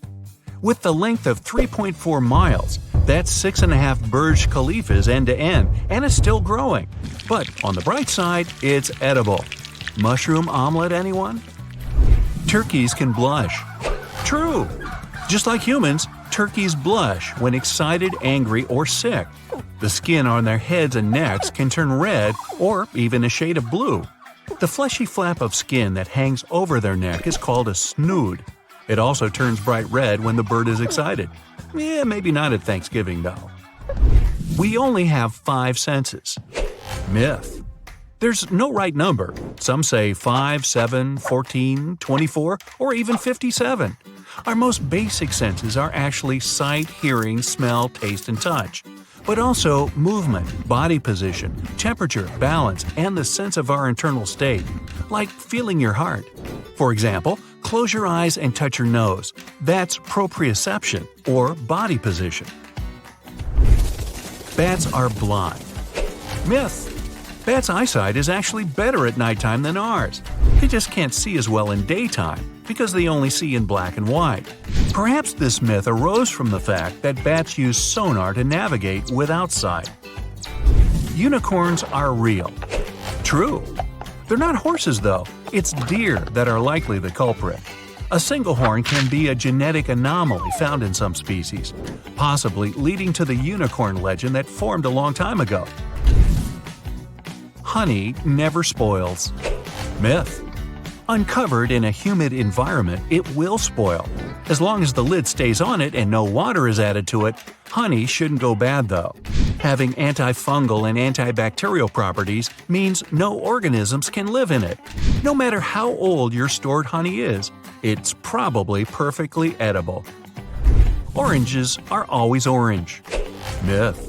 Sweet oranges are a hybrid of tangerines and the pomelo, with a bright green skin to help protect them from the sun. In warmer climates like Southeast Asia, oranges are still a bright green when ripe. Makes you wonder what came first, the fruit or the color. There are bugs in your strawberry frappuccino. True. But not anymore. A dye made of ground-up tiny insects called cochineal bugs is used by many companies to make the color red. Starbucks stopped using bug red color in their strawberry frappuccinos in 2015. Firefighters use wetter water. True. To be more efficient at stopping fires, firefighters recently started adding certain chemicals to the water. The wetting agents reduce the surface tension of the water, making it easier to spread and soak into objects. Leave wasps alone and they'll leave you alone. Myth. While this works for bees, their cousins, the yellow jackets, will disagree. Known as one of the most bad-tempered wasps, they've been said to sting unprovoked, even if you just happen to walk by their nest. If you see wasps, give them a wide berth. The Eiffel Tower was supposed to be torn down after 20 years. True. The Eiffel Tower was designed to show off France's industrial power during the World's Fair. The designers cleverly put transmitters and antennas on top to make the tower too useful to eventually demolish. Head lice prefer dirty hair. Myth. Lice don't really think about hair cleanliness. They simply need human hair to hang on to, whether it's squeaky clean or greasier than a fryer. Lice feed off of our scalps, and the hair is just a place to hang out. Camels' humps store water. Myth. Camels don't store water. They store fat in their tissues, just like me after the holidays. These reservoirs of fat allow camels to survive for days in the desert without stopping for food. They drink large amounts of water at a time and store that in their bloodstream. You need to drink 8 glasses of water a day. Myth. Staying hydrated is critical, especially in hotter weather. But we seem to forget that every drink is mainly water, even tea and coffee. Our bodies are the best indicators for when to drink water. Feel thirsty? Then it's time to have a drink. An elephant never forgets. True. Having the biggest brain of all land animals, elephants should have a great memory, and they do. Being able to remember their entire territory, friends, and spots to find water is crucial to the social structure of elephants. They might even have a better memory than you and I. Now, where did I leave my keys? Bananas grow upside down. True. Bananas grow naturally towards the sun as they're getting larger. That's why there's a curve. So does that mean we've been peeling them the wrong way this whole time? Maybe. No number before 1,000 contains the letter A. True. Now, you can try and spell each number out if you like, but I bet you're just going to take my word for it. The Guinness Book of World Records was created to settle arguments. True. The world's best trivia book was published in 1955 after an argument about the fastest game bird in Europe. The managing director of Guinness Brewery realized there wasn't a go-to book for trivial questions, so he created his own, and the rest is history. You're eating real wasabi. Myth. When you're sitting down for tasty sushi, that green paste sometimes isn't wasabi, it's horseradish. Real wasabi is very expensive with a milder taste to it. If it's not made in front of you, it's not going to be the real thing. So there. Pockets are usually on the left side of shirts because most people are right-handed. Is this a myth or a fact? This is actually true. Many products favor the righties. Left-handed people will relate to this on so many levels. Let's say public transport. Have you ever noticed that the scanner at stations is typically on the right side? Household equipment and devices are one more example. Scissors, tweezers, bottle openers, and many other kitchen and household appliances are designed with right-handed people in mind. The same goes for shirt pockets. While some people use both hands equally and others change their hand preference between tasks, overall, most people are right-handed. A study has revealed that 75% to 90% of the world's population are right-handed and 10% are left-handed. This means it's more convenient for most people to have pockets on the left side than on the right side of their garments. Try it out for yourself. Your elbow kind of folds when you try to reach into the pocket on the right side. Whereas on the left side, your elbow makes an arc shape, which makes it easier to put things inside the pocket and take them out. Eating more protein leads to having bigger muscles. What do you think about this, bodybuilders? Myth or fact? This is a myth. It's true that eating protein is essential for building bigger muscles. Proteins are building blocks of your body, and yet, eating more than you need is unnecessary. Everyone should drink 8 glasses of water a day. Do you think this is a myth or a fact? This is a myth, so don't blame yourself for drinking less water than recommended. 8 glasses are not a magic number. Hydration needs differ from one person to another. How much water you should drink every day depends on your activity and exercise level. The temperature of the place where you live affects this number too. If you live in a hot area, you sweat more and need to drink more water. Soup, coffee, tea, fruits, and other things you eat daily also contain water. Carrots are high in sugar, so you should avoid eating them. If this is true, we should warn bunnies. Any guesses? Fact or myth? It's a myth. Carrots are about 85% water. 1 pound of cooked carrots only contains 3 teaspoons of sugar. Compared to the amount of sugar in desserts, this is nothing.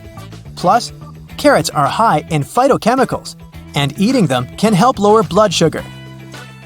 Medieval people believed in flat Earth. Is this a myth or a fact? Obviously, flat Earth is a myth. But so is the history built around this myth. You can't say that at those times. The whole world was skeptical about Earth's spherical shape. Even everyday visible things proved that. For example, medieval people could see that the twilight glow during sunrise and sunset formed an arc over the horizon. Vikings wore horned helmets. Is this a myth or fact? The well-known image of a Viking warrior is almost always completed with a horned helmet, but in reality, there were no horns. There's no evidence that Viking helmets were horned. Detox juices cleanse your body. Is this a fact or myth? It's a myth. Detoxification doesn't work that way. Your internal organs are responsible for the process of cleansing: the spleen, liver, kidneys, especially the liver. Your body is always in a natural state of cleansing itself. A person doesn't need to drink juices for detoxification. Nuts are junk food. Any thoughts? Myth or fact? You're right, this is a myth. Nuts are full of healthy fats. They're good for your heart and other organs. The average American throws away about 82 pounds of textile waste per year. Is this a fact or myth? Fact! Imagine all that waste! When someone throws their clothes away, they don't disappear into thin air. These items most likely reach landfills as their final destination. Donating clothes and selling them in second-hand stores are a much better option. Now, you've probably heard about life-saving laundry tricks that are said to make your clothes super clean and as good as they were on day one. What if those laundry tips are actually myths? I got 3 of them lined up for you. Shirts should be buttoned when you put them in the laundry. Is it true or not? This is a myth. You'd better keep zippers closed to keep their teeth from catching the fabric of other clothes. But fastening the buttons of a shirt can expand the button net and the buttonhole.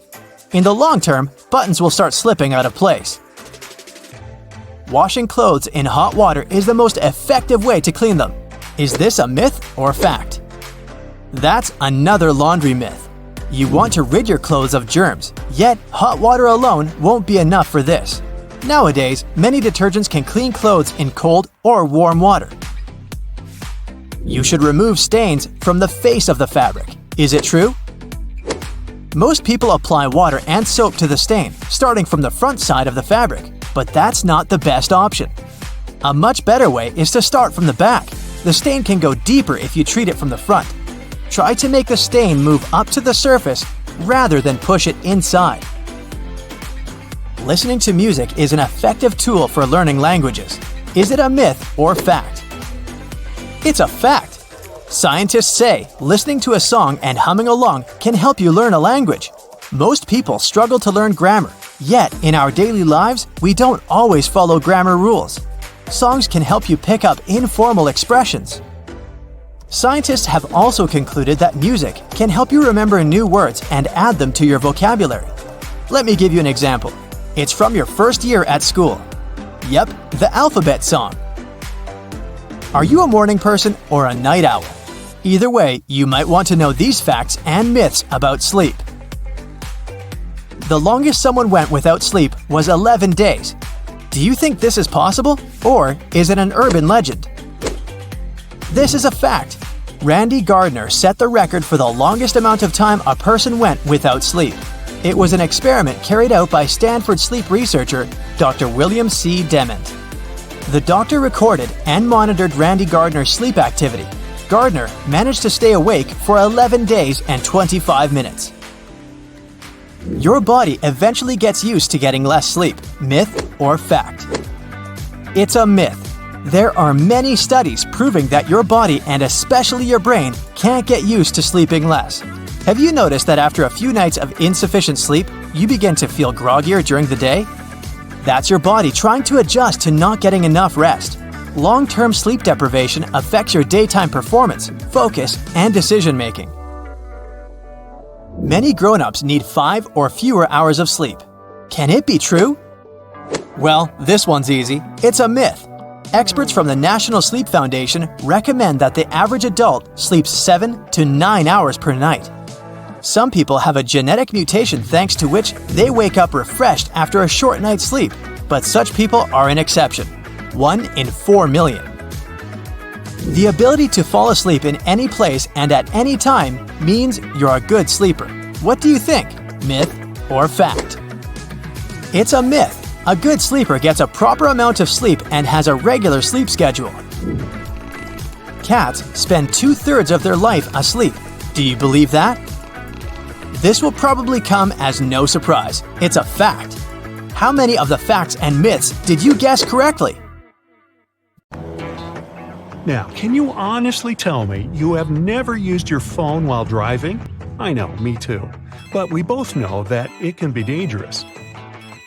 To help with this, some newer cars have a special feature called a heads-up display. This option shows important driving information in front of you, like speed and directions, so you don't have to look away from the road. It's like a floating screen on the road in front of you. This can help you drive safer and avoid getting a ticket for going too fast. Not all cars are so modern, so to drive safely, you need to put your phone away. Thankfully, some cars have special places for your phone while you're focused on the road. One specific 2021 model, Chrysler Pacifica, has a feature where the second row of seats can be folded down into the floor. It's good for carrying big items. But when the seats are up, these areas are good for storing things out of sight. Just remember to check and clean them out every once in a while because they can become magnets for all sorts of knickknacks, like French fries or wet swimsuits that will surely start to smell at one point. Keep some cleaning supplies in your car just in case. Are you a science fiction fan? I have some good news for you then. Turns out that flying cars may be closer to us than we think. And it's not just because they look cool. Manufacturers are looking into developing such vehicles for practical reasons too. For starters, our standard roads are getting pretty congested as time goes by. We'll need some other means of transportation in the future to be able to cope with a large number of vehicles. You can find loads of flying car concepts online for all preferences. There's one that looks like a giant drone, and another one like a mini airplane. The simplest designs just took a car and put wings on it. Some cars will light up a snowflake on the dashboard every now and then. In case you're wondering, it's a sensor, and a pretty important one too. It shows the exterior ambient temperature. It gets activated when there's a road warning due to a sharp drop in temperature. It may sometimes even come with an audio warning or a message on your dashboard to inform you that the roads may be getting icy, so you can either adapt the speed or change to the appropriate tires if necessary. Cars these days aren't just adapted for the cold season. They come with cool features to help out during the summer months too. I'm talking about those neat sun visors. Check your car to see if it has this added bonus feature. We know they twist to help the driver out even when they're not driving directly toward sunlight. Some visors can also extend, so they can provide shade to a larger area. If yours can't extend, there's a simple solution. Buy a sun visor extender. You can even find them online. They work by being attached to your existing sun visors or the windows for better shade coverage and visibility. Now, your car might have another hidden feature. Well, it's technically not in the car, but in its tires. These days, some cars come equipped with foam-filled tires. They were created to fix the problem of air-filled ones that often went flat. Why?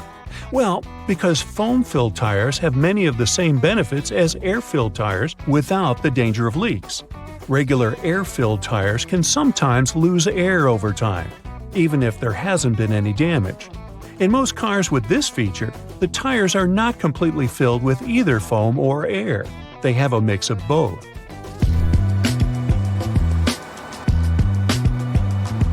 A bonus of these modern tires is that they make the cars quieter. Generally, electric cars make less noise, but because of that foam, they end up being as quiet as a cat. Some people like the fact that they're quiet, while others prefer that classic screeching or rumbling that vehicles make.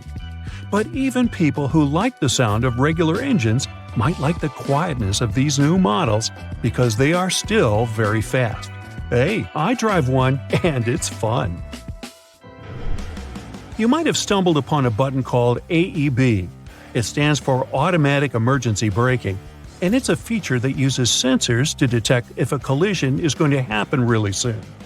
When activated, it will automatically apply the brakes to try and prevent something bad from happening or make it less severe. There are two types of AEB, one that only works at slow speeds and one that works at all speeds. If the car can't be stopped completely, the AEB system will try to slow it down as much as possible to reduce the impact. Many cars now have systems that can warn you if someone is walking in front of you and can even automatically stop the vehicle to prevent an accident. These systems use special sensors that can also detect bicycles and animals. However, a study found that these systems don't always work well, especially at night. Even if your car comes equipped with this added feature, it's crucial to always pay attention while driving and not rely solely on these systems. A little thing called Lane Centering Assist helps you stay in the middle of your lane when you're driving on the highway. It's not a replacement for paying attention to the road either, but it can help guide you through gentle curves. You'll still be in control of the car and can turn the wheel if you want to go in a different direction. Some systems give you a lot of feedback, while others are more subtle. Lane centering assist can't handle sharp turns, and in most cars doesn't work if you don't have the cruise control on. What's also cool about this feature is that if it senses you've removed your hands from the wheel, it'll give you the warning to return to the correct driving position. A lot of accidents can happen when you're reversing your car, like out of the supermarket parking lot. Parking sensors can help prevent these things from happening by using radar or sound to detect things that the driver might not see from his position. These sensors will make a noise or show a warning on the car screen to let the driver know something is there, like another car or a person passing by. If you're planning to have a road trip, you know how hard it is to adapt to various speed limits throughout the country. Traffic sign recognition is a technology that can help with that. It allows you to know what the speed limit is on the road you're driving on. It uses a camera to take pictures of traffic signs and display them on a screen in your car. This can be helpful if the signs are hard to see or if you miss them while driving. Some cars with this technology can even change their speed automatically based on the signs they see. This technology is mostly found in luxury cars, but it is becoming more common in other types of cars too. The AAA Foundation for Traffic Safety has made studies that show up to 6,000 drivers per year have bad accidents simply because they were too tired. Sure, I would like my car to come with built-in coffee makers or showers to keep me awake on those long days driving, but some do have systems that can tell when a driver is getting kinda snoozy. These systems monitor the movements you make while in the driver's seat. It looks at things like how you turn the steering wheel around and move the car. If it senses you're a bit too tired to move on, it'll make a noise and show a message on the dashboard urging you to take a break. Some of these systems even show a picture of a coffee cup to remind you to stop at the next gas station for a refreshing beverage. Might save your life, too. Welcome back. Let's continue our search for intelligent life on planet Earth. Did you know there was a headless photography trend in the 19th century Britain? The first camera was invented in 1816. The possibilities were endless with this new invention, so photographers were experimenting. Take a look at these Victorian headless portraits. People are holding their heads on platters or directly in their hands.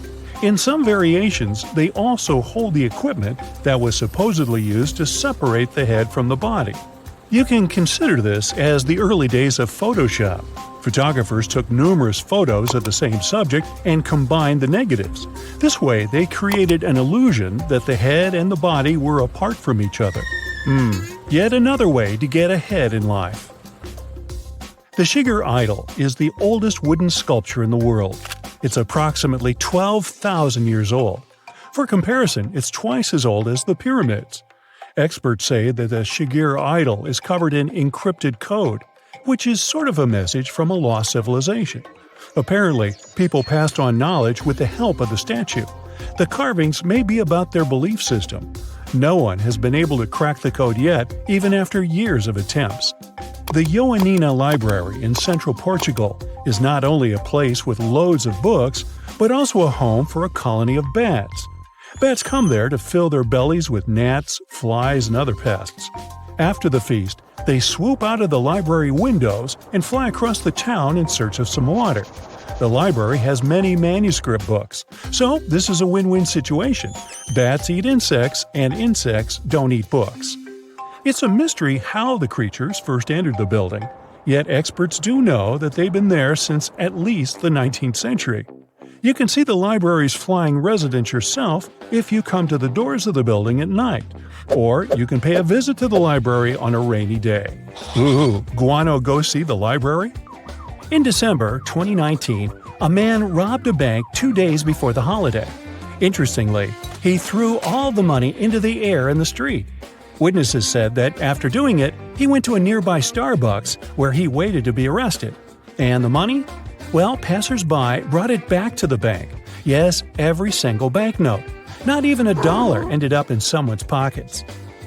In the town of Churchill in Manitoba, Canada, locals keep their car doors unlocked, But it's not an invitation for thieves. It's done for protection against potential polar bear attacks. Imagine a resident facing a polar bear in the street. Luckily, there's another person's car nearby, so they can easily hide inside that vehicle. Polar bears look innocent and even cute, but they're wild, unpredictable animals with claws and teeth. The town has the largest number of polar bears in the world. I mean, it's literally the polar bear capital of the world. Seems like locals have gotten used to coexisting with bears. They're part of the community. So, to avoid conflicts between the two species of mammals, the town authorities have developed some strategies to eliminate the risks. For instance, an open-air dump was closed so that the polar bears wouldn't find food if they visited, and the bears wouldn't be down in the dumps. Ever wondered where apples originated from? It might be strange to think about it. Apples seem like such a common fruit. But no, it was originally cultivated in one specific region of the world. The birthplace of the modern apple is the Tian Shan Mountains of Kazakhstan. Scientists believe apple seeds were first transported out of Kazakhstan by birds and bears. By the time people began to grow and trade apples, the fruit had already taken root in Syria. The Romans discovered it there and spread apples further around the world. One thing led to another, and finally, the Silk Road trade network brought the apple from Kazakhstan to Europe and other parts of the world, like North America. It may not come as a surprise, but the name of one of the biggest cities of Kazakhstan, Almaty, means full of apples. Alma-Ata is a mythological person. Legend has it that he planted the first apple tree in the world. Imagine going on a hike with your friend, but getting lost on the way. If your friend says, "Wait a minute, I think we've been here before," they're probably right. People tend to walk in circles when they're lost unless there's some kind of external reference point. Several blindfolded people took part in an experiment that was studying this phenomenon. Scientists discovered that the reason people walked in circles was hidden in the brain. When people are blindfolded, the brain can only figure out the way based on the input coming from the sense of balance and movement sensors in the muscles and joints. This limited information is not enough to find the way. Now, think about all those horror movies. If the main characters didn't start wandering in circles after getting lost, there would be no plot.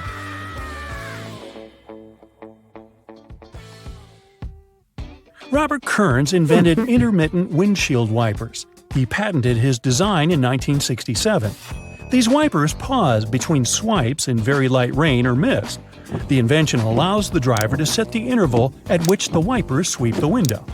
Anyway, Kearns started to have meetings with car makers and speak about his invention, yet he didn't sign a contract with any of them.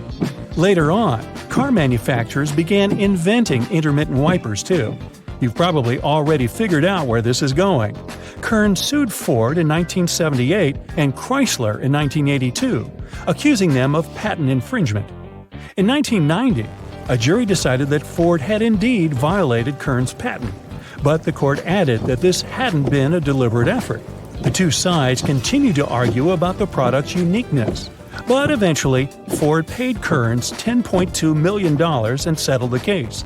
As for Chrysler, this company was ordered to pay Kearns $30 million. Wow, that's a lot of bucks to wipe. Sylvan Goldman had a grocery chain in Oklahoma. He tried to make it profitable, so he studied his customers' behavior. Sometime later, he began to notice something that would ultimately change the way people shopped, even today. Shoppers generally went to cash points, where their hand-carried baskets became heavy. After making this observation, Goldman created an early-day version of the shopping cart in 1936.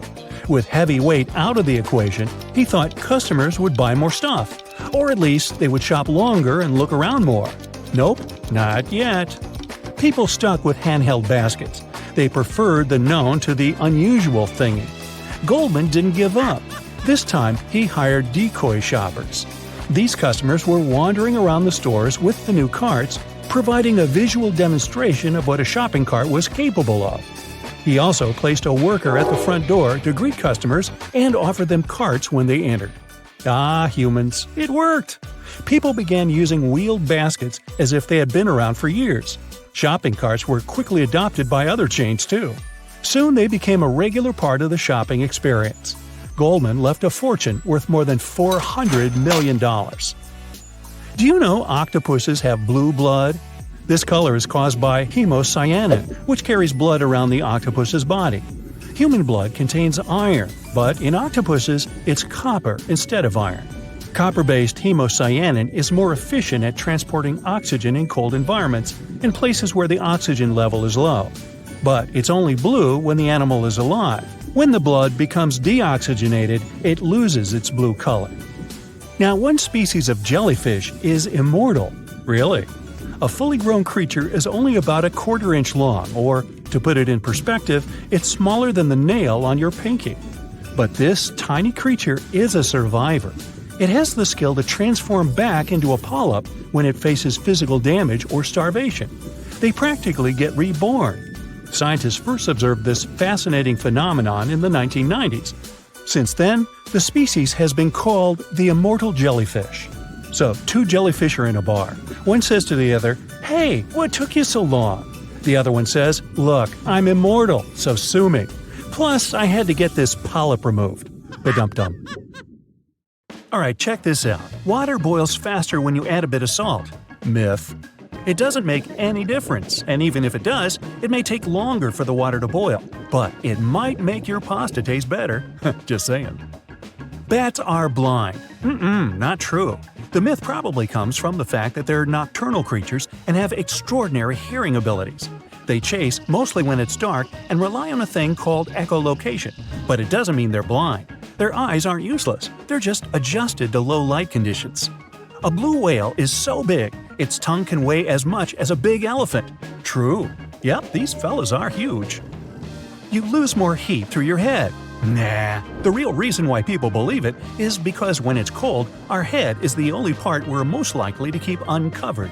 If we went outside wearing just a t-shirt, we'd lose heat through our arms, not to mention legs, hips, and other parts. So, wear a hat, guys. Tongue Map says we have different parts for different tastes. Not really. There are individual taste buds that sense certain flavors more than they do with others, but it doesn't mean one area can taste sweet better than the other. Studies showed all mouth areas have taste buds sensitive to all tastes. Hey, check out this tongue map for the blue whale. Looks like she's partial to plankton. Dinosaurs were giant. Well, that's false. Movies show them as huge scaly lizards, but nope. First off, there were many smaller dinosaur species, and some of them were as small as a turkey or a pigeon. Plus, some dinos, like T-Rex, were even covered with feathers, especially at the early stages of their lives. Oxygen is colorless. Partially true. In gas form, it has no color, but in solid or liquid form, it has a sky blue shade. Chameleons change color because they want to match their surroundings. Myth. That would probably be a very tiring thing to do. In reality, some other things like mood, temperature, or the amount of light they get affect their color. When chameleons relax and stretch cells, crystals that are inside of them are affected by the light. These animals use crystals to communicate with each other. So, for example, darker shades show that they're not in such a good mood. It's more like they kind of feel aggressive. So I think I'll back off here. Neanderthals aren't our ancestors either, even though they lived with modern humans at the same time at one point, but mostly in different areas of our planet. So they're not just a stage of human development, but a different lineage. They were also pretty creative. They used fire, made tools, ate medicinal plants, cleaned their teeth, and so many more things similar to our species. Neanderthals probably went extinct because of harsh climate changes. Turkeys can blush. That one is true. They're just like us when it comes to this. When angry, excited, or even feeling bad, the skin on their necks and heads turns red, just like my big brother. Black holes are not really holes, as the name may imply. They are very dense objects with an extremely strong gravitational pull. Flamingos are such cool animals. True. They bend their legs at the knee. Myth. They actually bend them at the ankles, since the knees are closer to the body as well as covered in feathers. Supermarket apples are fresh. Maybe yes, but maybe not. They can be up to 1 year old, since they're often picked between August and November. After that, they're covered in wax and dried in hot air. Finally, they're sent into cold storage, and after 6 to 12 months, we see them on the supermarket shelves. Bottled water has an expiration date? True. But that doesn't mean the water is the thing that expires. The bottle does. The plastic starts to leak into the water and some unwanted chemicals appear. The tea bag wasn't actually planned. True. In the early 20th century, Thomas Sullivan filled small silken bags with samples of tea leaves and sent them to his customers. The idea was to open them and toss tea leaves in the hot water. Many customers thought they were supposed to put those bags into the teapot without opening them. The tea bag went through some improvements, got string and a paper tag at the end, and the new unplanned invention was ready. Lightning will never strike the same spot twice. Not true. The Empire State Building was once struck 8 times in only 24 minutes. There was a terrible storm, and nothing could or can generally keep lightning away from the place that got hit. If a struck place has features that attracted the lightning in the first place, like terrain shape, standing water, or height, it may attract it once again. You have so much DNA in your body that you can actually stretch it from the sun to Pluto and back. True. And not just once, 17 times. Of course, you're not going to look the same after you do that. Crocodiles are one of the oldest species in the world. Yup. They have been around for 200 million years already. Like my neighbors down the street. Opossums sleep while hanging by their tails. You can see that in cartoons and some photos, but in general, they don't. Their tails are really strong, so these animals can grip branches and hold their weight, but only for short periods.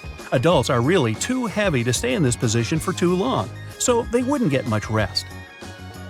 Goldfish have a 3-second-long memory. Nope. Those colorful fish are actually really smart. One study showed goldfish could tell the difference between 2 classical songs. They're not quick learners, true, but after over 100 sessions, they did it, which wouldn't be possible if their memory could really last only for 3 seconds.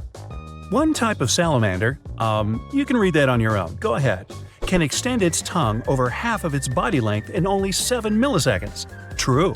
That's 50 times faster than a blink of an eye. Ooh, gotta be fast to catch that tongue map. People can multitask. Not true. Checking emails, talking on the phone, cooking, it seems like doing several things at the same time saves time, but research shows multitasking is not quite possible. Our brain is wired to do one thing at a time.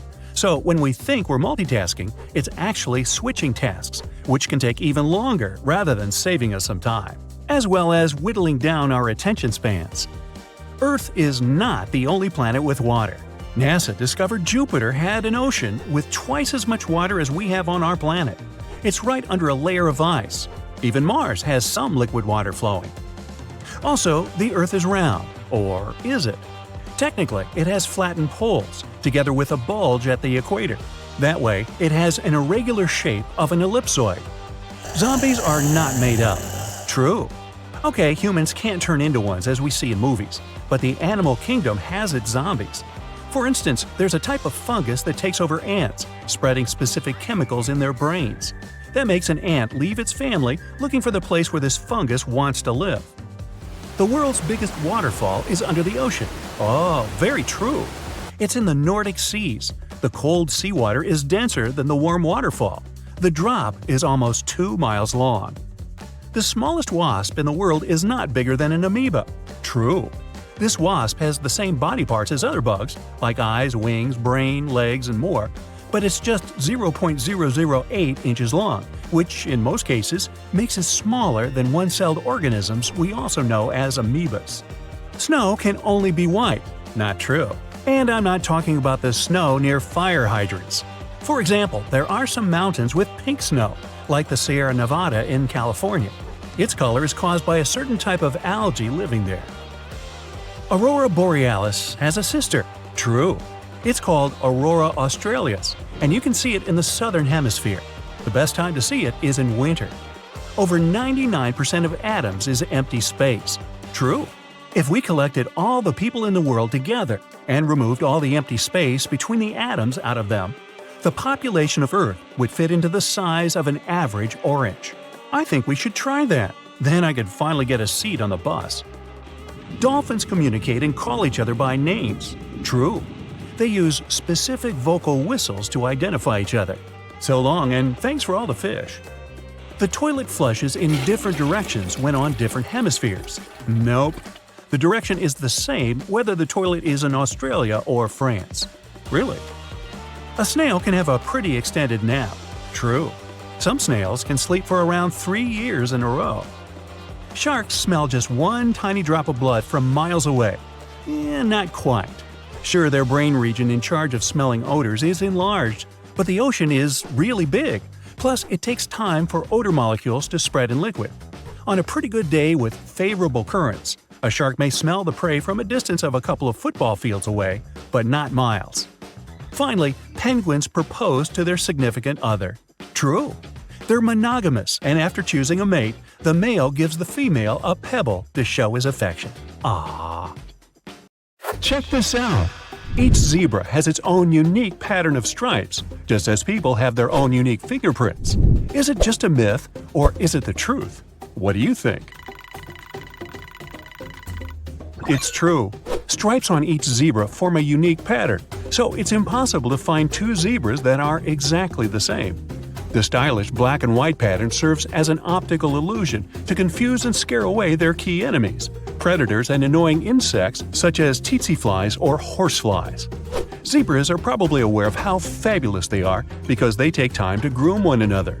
So, if you ever see two zebras standing close to one another, they aren't biting each other, it's a friendly beauty routine. Unlike humans, zebras can't scratch themselves on their own that easily, so they're just pulling loose hairs off each other. I do that. Although zebras live in herds, they usually create smaller family groups, a male, several females, and their offspring. And each member of that group is unique when it comes to their stripe patterns. All bats are blind. Would you buy it? Nah, it's just a myth.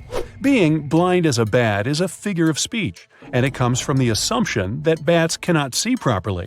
In ancient times, also known as before the 21st century, people used to think that bats were blind, judging these charismatic creatures by their weird flight patterns. Many bats do use echolocation to navigate, but still, all of them can see. Here comes the next one. Lobsters are monogamous and stay together for a lifetime. True or false? What do you say? Well, sorry to spoil the romance, but it's just a myth made popular by a famous TV show. In real life, lobsters aren't monogamous at all. Dominant male lobsters mate with several females, and then, one by one, they vanish, only to reappear on a restaurant table with melted butter. No worries, the animal kingdom still has some hopeless romantics that remain faithful to their mates throughout their lives. Swans, gray wolves, beavers, bald eagles, gibbons, to name a few. You can get warts from handling frogs or toads. What do you think about this rumor? It's an old myth, probably related to the fact that both toads and frogs have bumps on their skin. Visually, these bumps remind of warts, but they're just glands that never secrete any substances that could cause humans to get warts. There are no amphibians that can give you warts, but shaking hands with another human who has them can. Moving on, turtles live inside their shells, and they can go outdoors anytime. Is it true or false? It's a myth. Those fairy tale and cartoon turtles pop out of their shells whenever they like. But in fact, saying that turtles live inside their shells is like saying that people live inside their own skin. A shell isn't just a separate empty space that serves as a costume. Although turtles can tuck their limbs inside for protection, it's actually an integral part of the turtle's anatomy. Take a look at the actual structure of its skeleton. The shell is fused to the bones of the skeleton, and the turtle can't live without it. The same goes for tortoises. One major key difference between turtles and tortoises is that tortoises spend most of their time on land, while turtles are designed to hang out in the water. That's why turtles have thinner and more water-dynamic shells, and tortoises' shells are more rounded and domed. Next, koalas' fingerprints are indistinguishable from humans. Does this sound realistic? Although it definitely sounds like it's made up, in fact, it's true. If you compare a human fingerprint to a koala's, you'd hardly be able to tell the difference even under a microscope. When scientists made this discovery, they warned the police because these fluffy little cuties are really capable of confusing forensics at crime scenes. The smart guys suppose that the koala's fingertip features have recently improved independently in their evolutionary history. Koalas' relatives like kangaroos and wombats don't have the same features. Koalas probably developed these complicated fingerprints because they help them grip onto leaves and branches more easily. Koalas are known as super fussy eaters. In fact, they prefer eucalyptus leaves of a particular age. Their sensitive fingers may have evolved as a tool to spot out the right leaves by their texture. Koalas aren't the only mammals with human-like fingerprints, by the way. Finger patterns of chimps and gorillas are also pretty complex. Ready to move on to the next rumor? Ostriches put their heads in the sand to hide from predators. Myth or true? What do you say? Nah, that's just a myth. Ostriches don't stick their heads in the sand when threatened. In fact, these guys don't bury their heads whatsoever. This myth has spread, thanks to that famous idiom, to hide one's head in the sand. In real life, ostriches have to dig holes in the sand for their eggs because they're flightless birds. To make sure they're evenly heated, ostriches put their heads in there to rotate the eggs from time to time. But ostriches still have some escaping mentality. When they face some threat, they can flop to the sand and stay perfectly still, pretending they aren't alive. Goldfish can't remember anything for longer than a second. Can it really be that bad?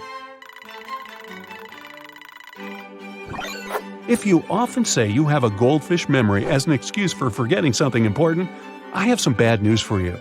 Multiple studies have proven that goldfish can remember things for several months, if not more. Scientists from an Israeli university held the cutest experiment. For 1 month, they turned on classical music while feeding the fish. They believe that this practice would teach the fish to associate the melody with food. In 5 months, after the end of that training period, the fish still got excited and started looking for food every time they heard the music piece that had played earlier. Mozart! Hey, where's my food?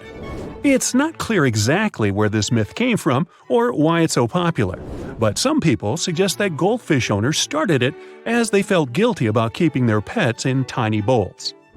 Cats and dogs are colorblind. Any thoughts on this one? Well, that's not true. Cats and dogs have much better color vision than we thought. This myth is probably just an exaggeration of the fact that each animal perceives colors differently than people.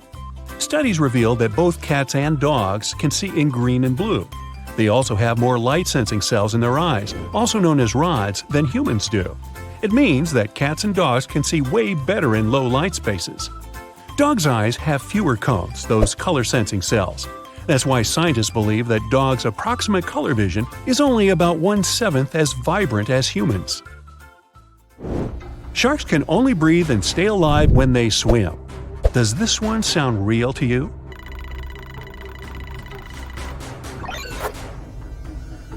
According to a popular misbelief, sharks can breathe only while moving because swimming helps them push water over their gills. Although many kinds of sharks are designed this way, many others, like bottom-dwelling nurse sharks, don't need swimming to pump oxygen-rich water over their gills. Meanwhile, all sharks do lack swim bladders, so if they stop swimming, they'll probably sink to the bottom. But luckily, a shark's body can't be compressed. That's why rapid descents or ascents are safe for them. Sea otters hold hands so they don't drift apart while sleeping. Can you believe that?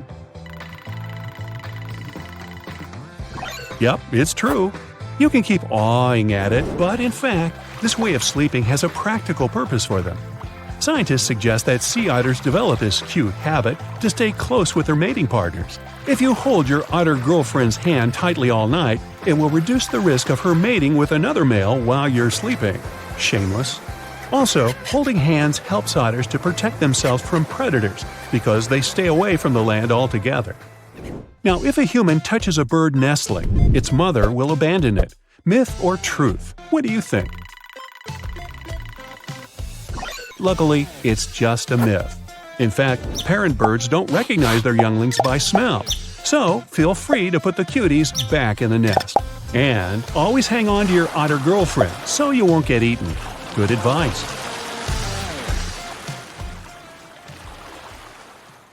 Water doesn't, in fact, conduct electricity well, but it's only true about distilled or pure water. People can get an electric shock while being in electrified water, but that's because pure water doesn't exist in nature. It usually contains dirt, minerals, sand, and other stuff great at conducting electricity. The vacuum of space is not always cold. It depends on where you measure its temperature. If it's a totally freezing part of our universe, the vacuum of space can get as cold as minus 454 degrees. But if you travel closer to the sun, your thermometer will show a boiling 250 degrees. By the way, it's the reason why astronauts wear white spacesuits. They reflect sunlight and don't let people inside get too hot. There's a misconception that mustard seeds are the tiniest ones out there. But in reality, there are smaller seeds, for example, those of watermeal, poppy, or duckweed. And the tiniest seed on record is that of the orchid. You can relax, coffee doesn't make you dehydrated. This drink does have a slight diuretic effect, but scientists haven't found any evidence that coffee drinkers have a higher risk of dehydration than, let's say, tea drinkers. Now, elephants aren't afraid of mice per se, but these massive animals have bad vision. They also move fairly slowly. That's why they can get startled by a bird or a small creature, like a mouse, darting past them. Just the element of surprise, nothing more. Brown bread might not be healthier than white one. The loaf you've bought can be brown, but it doesn't automatically mean it's 100% whole wheat. If you want to buy a healthy and nutritious product, always read labels and check what the main ingredients are. It should be whole wheat or wholemeal flour. Most people are sure there are just 3 states of matter: solid, liquid, and gas. I am an expert in gas. But people tend to forget about plasma. Unlike what we see in sci-fi movies, plasma isn't some goo or gel-like substance. It's rather superheated electrons and ions, often called ionized gas. Almost any element can turn into plasma if you heat it enough. But then, its molecules will break down and it won't be the same element anymore. For example, if you want to turn water into plasma, it'll no longer be H2O, and you won't want to drink it. That's for sure. There's almost no difference between how fast salty water and pure water will boil. The temperature of salt water will get higher faster, it's true, but salty water also has a higher boiling point. Plus, when you add salt to the same volume of water, its mass becomes greater and it takes longer for it to boil. Bananas do not grow on trees. The banana tree might get as large as a real tree, up to 25 feet, but it's a plant, the world's largest perennial herb. This plant doesn't have any woody fibers and can't be considered a tree. It also has massive stalks and leaves, but no trunk and branches. There's a misconception that diamonds come from coal, but in reality, they're compressed carbon that gets heated at more than 90 miles below the surface of our planet. As for coal, it's found a mere 2 miles down. Georgia is known as the Peach State, but it's California that grows the largest number of peaches in the U.S. For example, in 2017, this state produced more than 540,000 tons of peaches, while Georgia isn't even in the top 3 producers. Isn't that peachy? Some people believe that duck quacks don't echo. It's not so. All sounds ducks make, including squeaks, honks, or yelps, create sound waves that bounce off a hard surface, producing an echo. The myth itself appeared because of the landscape of the ponds where most ducks live. The area is usually flat, and there's nothing for the sound waves to get reflected by. Even with hills or mountains around, though, the sounds ducks make would be too faint to create a loud echo. But this can refer to any sound. There are tons of diets that encourage you to cut carbs from your meals. But this food group is your body's main source of energy. It's also not always fattening. Everything depends on how much of carbohydrates you consume. Eating too much of them will, of course, lead to weight gain. But instead of avoiding carbs altogether, you can focus on eating their healthy variations. They can be beans, lentils, corn, cereals, wholemeal bread, and so on.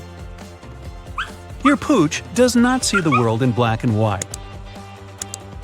Specialists claim that dogs' vision isn't the same as people have, and they don't see all the hues you do, but still, they can distinguish between colors. Some people wear hats in the winter only because they believe that 90% of their body heat escapes through their heads. But you only lose about 10% of your body heat there. That's not more than what you'd lose through another uncovered part of your body. For example, your ankles, neck, or hands. The Bermuda Triangle is believed to be a harrowing patch of the ocean. Sailors and pilots are prone to lose contact with the rest of the world and disappear there for good. But that's not just an intriguing legend. The truth is that the Bermuda Triangle does not have any more shipwrecks or mysterious disappearances than other waterways. Ooh. An apple a day will not keep doctors away. They will still call to confirm your appointment. An apple is a wonderful fruit, packed with fiber and vitamin C. It's also true that both these components are crucial for your long-term health. But they aren't the only ones you need. Plus, if certain bacteria or viruses enter your system, apples won't help you, no matter how many you eat.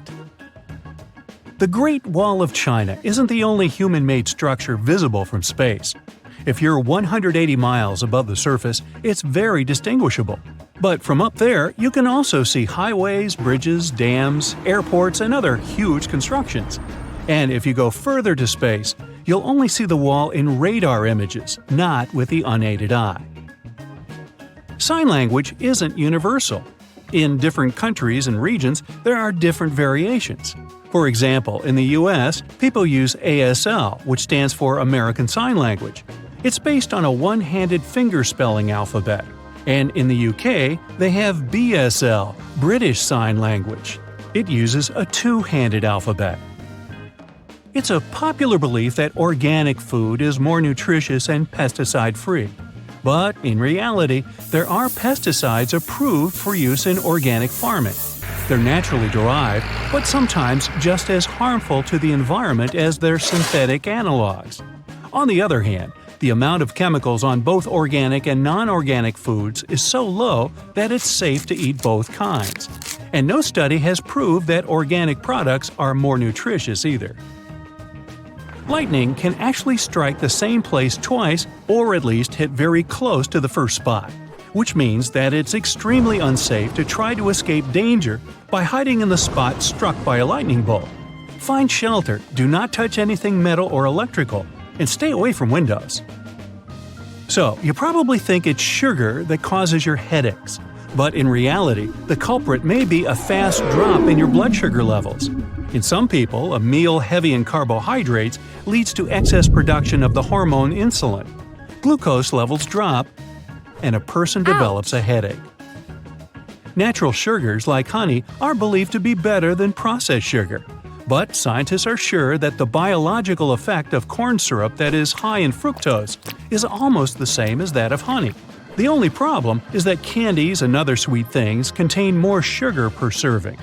And this also means more calories. Eating ice cream isn't likely to make your cold worse. Well, that's a relief. Some people believe that dairy products increase mucus production, but experts claim it's not true. On the contrary, frozen dairy foods can soothe a sore throat. Plus, ice cream can provide you with calories you wouldn't eat otherwise. Tons of people believe that toilet seats are swarming with germs. It's true that bathrooms aren't the most sanitary places, but toilet seats are cleaner than, let's say, our cell phones. Yeah. Since toilets are often washed and disinfected, there are statistically 10 times fewer germs on them than on our most used gadgets. Egad. It's common knowledge that people have 5 empirical senses: sound, touch, sight, taste, and smell. But it's not exactly true. There are at least 4 additional senses you have. That makes sense. You also have the sense of your orientation in space, the sense of temperature, the sense of balance, and the sense of your physiological condition. Now, your muscles will not cramp if you swim right after having a meal. Your body will require additional blood to digest all this food, but it won't be enough to stop the muscles in your legs and arms from working in the way they should. People use much more than 10% of their brain. Your brain is busy all day and all night. It needs about 20% of your body's resources and never ever turns off completely. Each part of your brain performs its own function even when you aren't paying attention. White eggs are no less healthy than brown ones. The color of an egg's shell depends on the kind of chicken that laid it. The nutritional value of the egg has much to do with what the hen has been eating. A mother bird will never reject its little one, even if it has been touched by a human. Almost all birds have a poor sense of smell. That's why the bird simply won't know the difference. You don't have to struggle to gulp down 8 glasses of water every day. The volume of water you need depends on different factors. Among them, your overall health, the levels of your activity, and the region where you live. It's not the moon's gravity that causes the tides. Earth's natural satellite does pull on the water in the oceans, but this tug is more than 100 million times weaker than the gravitational pull of our planet. What creates the tidal force is the gravity interplay between the Earth, Moon, and the Sun. Plus, it's more of a push than a pull. There's a misconception that carbonated water doesn't hydrate you as well as flat one. Many studies prove this fact wrong. For example, the participants of one of them kept cycling until they sweated off 4% of their body weight. Then they immediately had a drink. First time, it was flat water. Second time, they drank carbonated water. Then they were given sugar water. And after that, it was carbonated sugar water. It turns out carbonation didn't make any difference in how effectively the participants got rehydrated. Mount Everest is considered to be the tallest mountain on Earth, but it's only true if we speak about its height above sea level. If we take a base to summit height, the tallest peak on the planet is Mauna Kea on the Hawaiian Islands. Everest rises to 29,035 feet above sea level. For Mauna Kea, this number is a mere 13,800 feet, but it also extends 19,700 feet below the Pacific Ocean, which means that a larger part of it is submerged, and the mountain's total height is 33,500 feet. That's nearly a mile taller than Everest. The chameleon can change its color, but this creature does it not to camouflage itself. It can't even spell camouflage. Heck, neither can I. The color change helps the animal regulate its temperature and communicate with peers. It's not the temperature that defines deserts, it's a lack of precipitation. Most well-known deserts are hot, it's true, but some of them are freezing cold. They're called polar deserts. You can find them in Greenland and Antarctica. Right-brained people are analytical, and those who are left-brained are creative. Or at least that's what most of us think. It is true that different hemispheres of your brain are more engaged in certain tasks. For example, your left hemisphere is in charge of languages. But no study has ever found out that people can have right or left brain dominance. When most dogs pant, their tongues hang out of their mouths. That's why many people think that's how they sweat. In reality, dog sweat glands are located on their paw pads. Plus, there are other sweat glands all over their bodies. Dogs pant to evaporate moisture from their nasal passages, tongues, and the lining of their lungs. This also helps them to cool down. Giraffes sleep much more than 30 minutes a day, but probably not as much as you do. Their sleeping pattern is quite typical. After researchers monitored a herd of giraffes, they found out they slept at night and took short naps in the afternoon. In total, each giraffe had around 5 hours of sleep every day. When you call someone using your cell phone, the signal doesn't go through a satellite. Your device is constantly looking for wireless radio signals. Then it transmits data to and from land-based cellular towers. Let's say you call your friend. Then the nearest tower connects you to another cell through a huge network of tower-to-tower connections.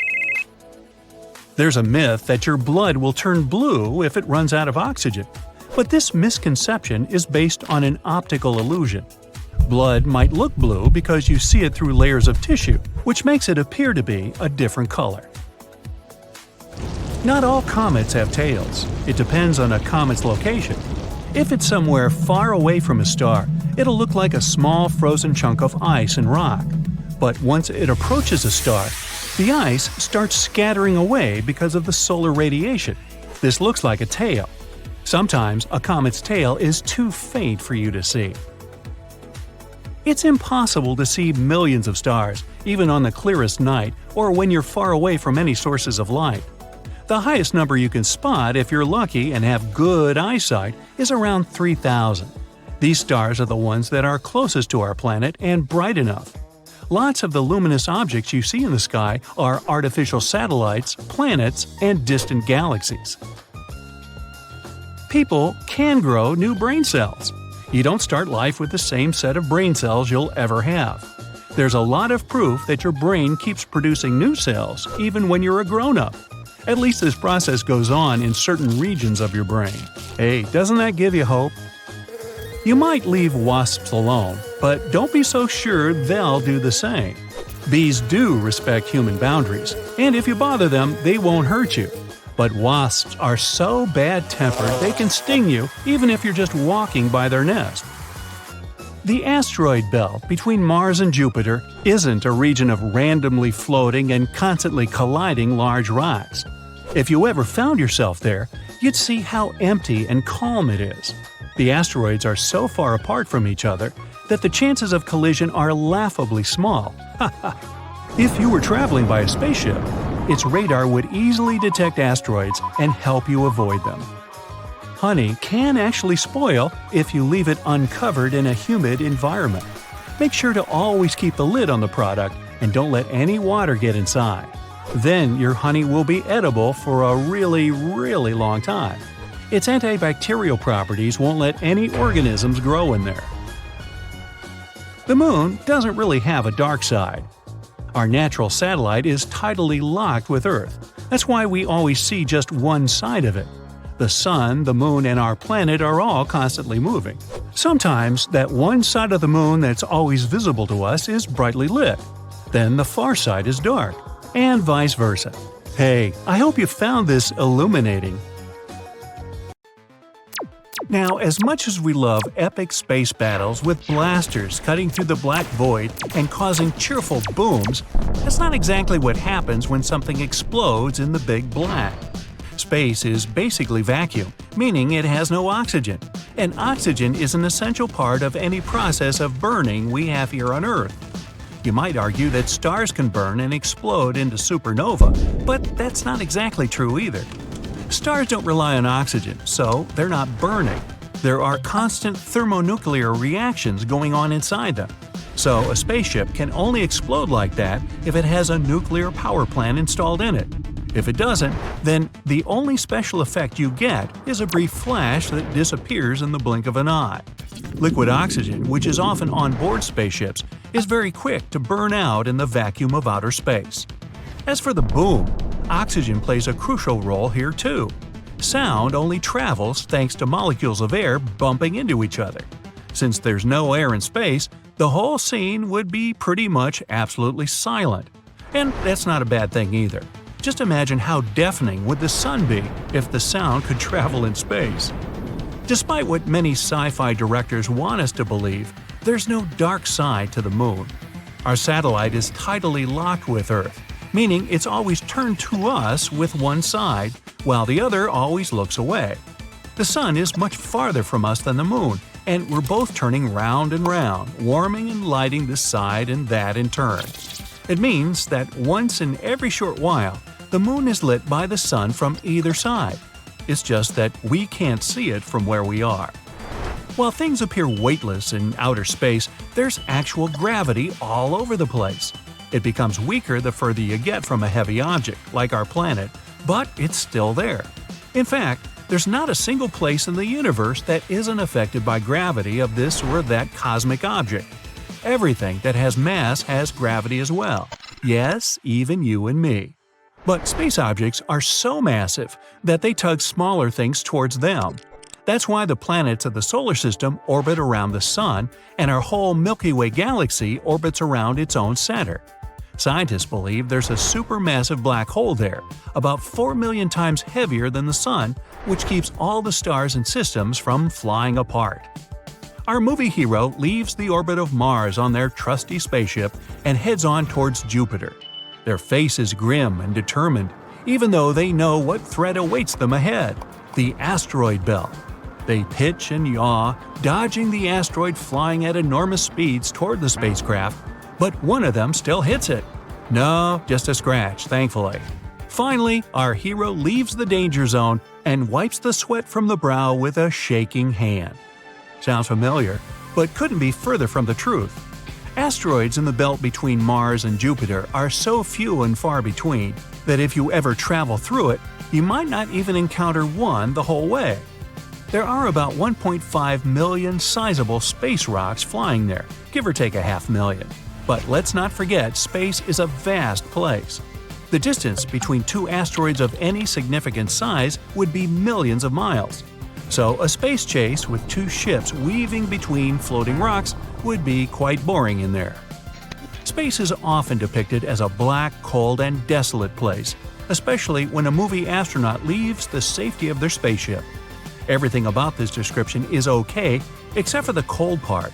It's only true if you find yourself in some really far corner of our galaxy that has no nearby stars. But if you're, for example, in the Earth's orbit and directly facing the Sun, the temperature in the cosmic vacuum could reach a scorching 250 degrees. That's why spacesuits are white. This color reflects light better than any other. Still, the temperature at your back, which isn't exposed to the sun's rays, can be really freezing indeed. Heat doesn't spread equally through space, so if you're not turned towards a heat source, you get very, very cold. Speaking about the sun, it somehow always appears yellow in movies.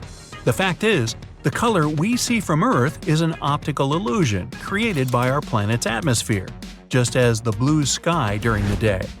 The light from the sun spreads in the atmosphere and gets distorted, making colorful spectacles at dawn and dusk.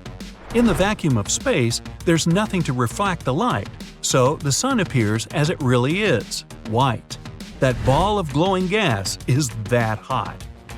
There's a bright flash in the sky, followed by a tail of smoke, and a red-hot space rock crashes into the ground, leaving a huge, charred crater after impact. Well, although the smoky tail and the crater are partly true, meteorites don't really have a chance to become that hot while falling. Meteorite is an asteroid that somehow entered the Earth's atmosphere and survived the friction enough to fall on the surface. This happens pretty often. We just don't usually see those rocks because they're normally quite small and fall into uninhabited areas. But even if one falls within a city, the crater would appear because of the sheer speed of the meteorite, not its heat. They do get much hotter because of friction, yet not so much as to burn everything on the ground on impact. As much as we want to believe in instant communication between spaceships and planets, it's not possible, at least not yet. Modern communication systems rely on radio signals that have a pretty slow speed compared to the vast expanses of space. It would take years for such a signal to travel even 1 light year, let alone hundreds and thousands.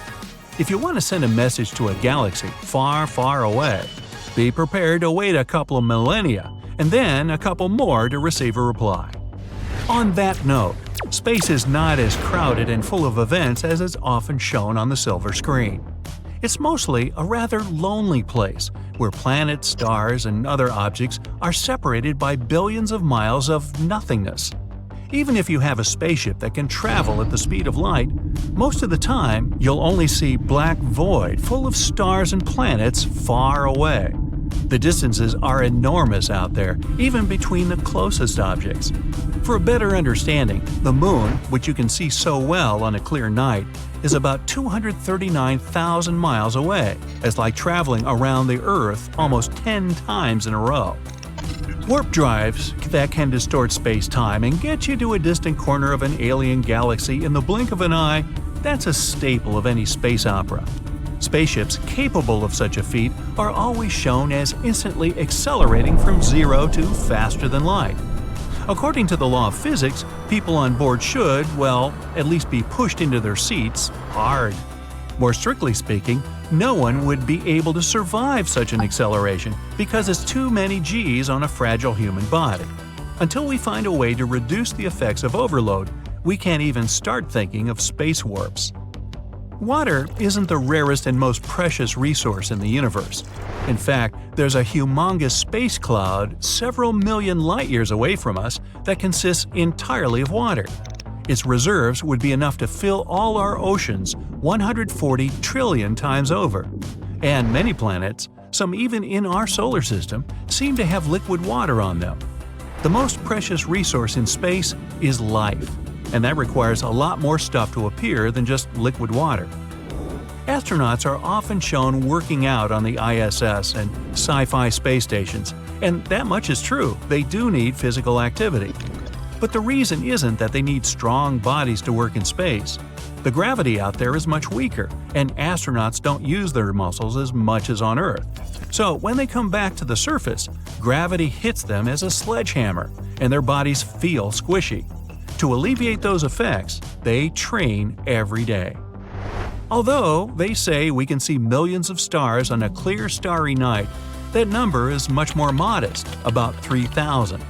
All the rest are other objects that are also luminous and mistaken for stars: planets, distant galaxies, and even artificial satellites. They're simply being illuminated by real stars, just like the moon, and become seen. But because they're that far away, we can't tell if they're stars or not. Still, you gotta admit, it's all still pretty cool. A human year is not the same as a dog year. You might have thought that dogs age 7 times faster than we do, but it's not that simple. A dog that's been around for 1 year is, in fact, already 31. It will most likely even have its own little puppies running around. But here's where it gets tricky. 2 human years don't necessarily mean that your dog is 62 either. Your buddy will need to be around 4 in our years before it reaches old age. A 4-year-old dog will be 50, but a 7-year-old dog will be 62, and an 8-year-old dog will only be 64. So, they age faster, but also slower and slower as time passes by. The next time you're celebrating your best bud's birthday, be sure to put lots of candles on the cake and buy even more presents than you normally would. A common misconception is that dogs are colorblind. They're not, but they don't see color exactly as we do. They have trouble distinguishing between their reds and greens. It all just looks like a mash of gray, brown, blue, and even yellowy tones. That's because their eyes lack one of 3 photoreceptors needed to perceive colors fully. You can't teach an old dog new tricks. Wrong. Because of their old age, they might need more persistence from you, but it's not impossible. The key here is to be as positive as you can. If you see they're not feeling up to it right now, that's okay. Let them rest. And in a little bit, you can pick the training session back up. Reward still needs to be a big part of the whole ordeal. After Max successfully speaks, give it its favorite biscuit. Then, it'll speak on command whenever you ask it to. That dog has shoes on. They might seem unnecessary, but today the weather's 90 degrees outside. Imagine walking with your bare feet on asphalt during this heat. You'd feel like you're stepping on lava, and so would your pup. Some dogs are better equipped to handle different weather conditions, but dog shoes can prevent your little buddy from harming its paws. It's the same during winter. When it's freezing cold, you wouldn't just walk around without a jacket on, so make sure your buddy is warm too. Dogs with a lot of fur don't need to get their hair cut to feel lighter. They have what's called an undercoat. In winter, it gets thicker, which gives your buddy an extra layer of protection from the cold. Then, during springtime, your dog will shed some of its fur. It's that same undercoat that will keep your dog comfy during hotter days. When you shave a dog's fur, the new one coming in might get curly or entangled. It might just be better to leave it as is. You can also find different alternatives to keep them cool. Keep it in the shade when they're out, and always bring a bottle of cold water with you, so your buddy's always refreshed. At home, you can put damp towels for them to lie on. If you have a garden, you can also turn its sprinklers on and let Max run free. It'll exercise and have lots of fun. Not all dogs are great swimmers, but all dogs love swimming. If yours can't swim all that well, it might be because it has a bulky chest and a large flat head. In fact, it might not even be able to stay afloat. Get it a swimming vest designed especially for dogs. Some people might say a slightly open window is enough to keep a dog in the car. This isn't true, because after spending just a few minutes in a heated or cold car, might mean severe health implications for your best friend. Some states even let you let a dog out of the car if you see it in there, to let it breathe. If your dog can't stand mail carriers, it might be because it's trying to protect you. They bark because they're trying to alert you, their pack leader, that the vicious mail carrier is coming. You can fix this by introducing them to one another. This way, your dog will recognize them as a friend and not a villain. Unlike you, your dog isn't yawning because it's sleepy. Yawning is a way for them to show anxiety. If it doesn't like cats and there's one around, it could yawn. Or maybe there's a new person in the house and Max isn't feeling comfortable in their presence. Or you take your dog to a play date, but they're not getting along. Max keeps yawning because he's getting upset. Yawning is also a way to show you it's running out of patience. It might be time for both of you to leave. Dogs eat grass when they're sick, but this isn't always the case. Catching your dog eating grass when you've been talking to your friend for way longer than you should have probably means it's just bored. They do it to be rebellious too, or just because it's fun. It won't be a problem if the grass isn't treated. Either way, just make sure it doesn't eat too much of it. Otherwise, head out to the vet. Even a little bit of chocolate is poisonous for your pup and should be kept hidden away at all times. This includes cocoa powder and baker's chocolate. This applies to cats too. If you suspect that your pet has eaten a large amount of chocolate, take it to the vet's office immediately. Well-trained dogs will do what they're supposed to and obey commands, but don't think they'll never bite you. It can act out of emotion. Imagine your dog's scared. You've put it in an uncomfortable situation with lots of new faces. This has been going on for a while, and Max isn't able to control his emotions anymore. So, a new person tries to reach it to give it a pet and gets punished. Nothing harsh, but it was unexpected. Maybe it felt like it needed to be defensive. Thinking they're protecting and guarding you is another reason why a dog might bite. Or if they're feeling too intimidated by whoever it might be. You've got two dogs and you're about to enter your house. One of them is waiting for you in its bed. It doesn't make a big whoop about it rather than wagging its tail. The other one comes running to the door. It whimpers, jumps, and wags its whole body while running in circles around you. This doesn't mean it loves you more. It just means it's not properly trained yet. Tail wagging doesn't always mean your dog is excited. You can observe a dog's tail to understand what it's feeling. If it holds its tail high but isn't moving it, it's alert but also trying to assert its leadership. Still held high, the tail is moving now. It means the feeling's changed a bit. It's alert but happy. It's still trying to show it's the boss here. But at least it's feeling excited now. When its tail is between the legs, your dog's feeling afraid. Or, if there's an alpha dog around, it might mean your buddy admits its leadership. A tail that's held straight out means the dog is taking in new information, feeling the room. It's not reacting though, it'll stay neutral while doing this. If a dog's tail is wagging fast, it means excitement.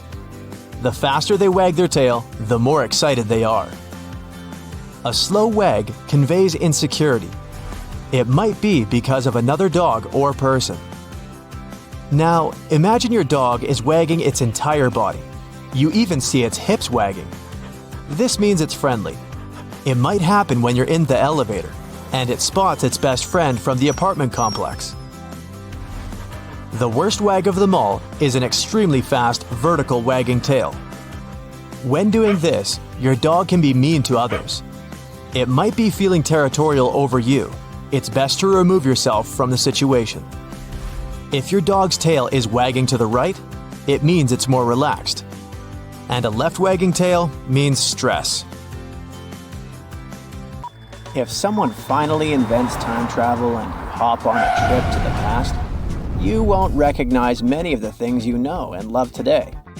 The Statue of Liberty and the Egyptian pyramids, some basic gadgets like the remote control and your laptop, and even the corn you have for lunch have all changed beyond recognition. When the pyramids were originally built in ancient Egypt and Giza and other places, they didn't look sandy brown at all. All of them were covered with white limestone. If you had seen them under the hot African sun, you'd have to look away. That's how smooth and shiny they were. Builders used around 6 million tons of this material for the Great Pyramid of Giza alone. It's the largest one you can still see on your trip to Egypt. The local rules were quite a thrifty crowd, and they reused some of the casing stones for other construction projects. A massive earthquake in the 14th century has also loosened some of the stones, so you won't see a lot of limestone, but some of it is still there, on top of the Pyramid of Khafre in Giza. It looks like it has a second peak on top of the first. In ancient times, all pyramids used to have capstones called pyramidions, covered in a mix of gold and silver. Most of them have been lost over the centuries, but you can still see a few of them at museums. They show images of Egyptian deities. The pyramids were probably modeled after a sacred pointed stone, the benben. It represented the rays of the sun. Now, lifting heavy rocks wasn't so simple without the tech we have today. I guess you'll agree with me if you helped your friends move at least once, and they made you carry the couch. But those smart Egyptians of the past thought of that and chose the pyramid shape. It lets the weight distribute evenly throughout the whole thing. The Statue of Liberty has also had a major makeover since it was first unveiled in 1886. Believe it or not, it used to be a shiny brown color, just like a penny. 20 years later, it changed its color to green. It wasn't a fashion statement, but a chemical reaction. The statue is covered with hundreds of thin copper sheets. When copper reacts with air, it naturally forms a protective layer called verdigris. This layer protects what's under it from corrosion, and that's why statues and other things made of copper, brass, and bronze can last so long. When Lady Liberty first turned green, people in authority decided it would be a good idea to paint it all over. It was way before social media, so you couldn't just drop an angry comment under the post describing the idea. But they wrote about it in the local newspapers, and the public didn't love the idea. Then the Times interviewed a copper and bronze manufacturer, and he confirmed they shouldn't repaint it, because removing the protective layer would mean destroying the statue. Over the years, people have suggested painting Lady Liberty several times, but no one has ever done it. I don't know about you, but I can't imagine that lady in any other color, so I guess it's for the better. You love bananas as much as I do? Next time you enjoy a juicy soft one, remember you gotta thank selective breeding for that texture. The original wild bananas had many large, hard seeds and not so much delicious pulp. And hey, who doesn't like a sugary watermelon? It has a history of over 5,000 years, and it used to have bitter, yellowish white flesh and was really tricky to open. Selective breeding saved the day again, and watermelons got way sweeter. Japanese scientists went further and invented the seedless version. Corn's grandmother is a Mexican grass called teosinte. The kernels in this grass were small and hard to get. Farmers from many thousands of years ago saved the seeds only of those plants that were larger or tastier, or with kernels that were easier to grind. Thanks, my friends, for giving us the corn that's edible and even delicious. And just imagine, wild avocados were so small that they could easily fit in the palm of your hand. The pit in them was so large you wouldn't find much edible material inside. They also had a much harder shell than the ones we're used to. You probably wouldn't get a lot of work done without your beloved computer today, but I can't tell you exactly whom to thank for this invention. The ABC from 1942 is one of the contendants for the title of the first computer. It's short for the Atanasoff Berry computer, named after its inventors at Iowa State University. The ABC weighed over 700 pounds. Yep, yours must be way lighter than that. That big boy consisted of around 300 vacuum tubes and had a rotating drum, a little bigger than a paint can, and had small capacitors on it. A capacitor is a gadget that can store an electric charge, like a battery. The ABC could solve problems with up to 29 different variables to help scientists save some time. Like modern computers, it used binary digits, ones and zeros, to represent all numbers and data. Because of that, it was possible to do the calculations electronically. And now, my favorite part, the ABC finished one operation about every 15 seconds. Just for you to compare, it's millions of operations per second now. Unlike the tech we use today, the ABC did not have a changeable stored program, so the program could only do a single task at a time. An operator had to write down the intermediate answer and then dial that back into the computer. Sounds like another reason to be happy we live in the 21st century. That remote control you use for all sorts of appliances has gone a long way too. Nikola Tesla, who gave us alternating current, designed one of the first wireless remote controls back in 1898. He named his invention teleautomation and demonstrated it on a miniature boat controlled by radio waves. The boat had a little metal antenna attached to it. Tesla sent signals to the boat using a box with a lever and a telegraph key, which was his version of a remote control.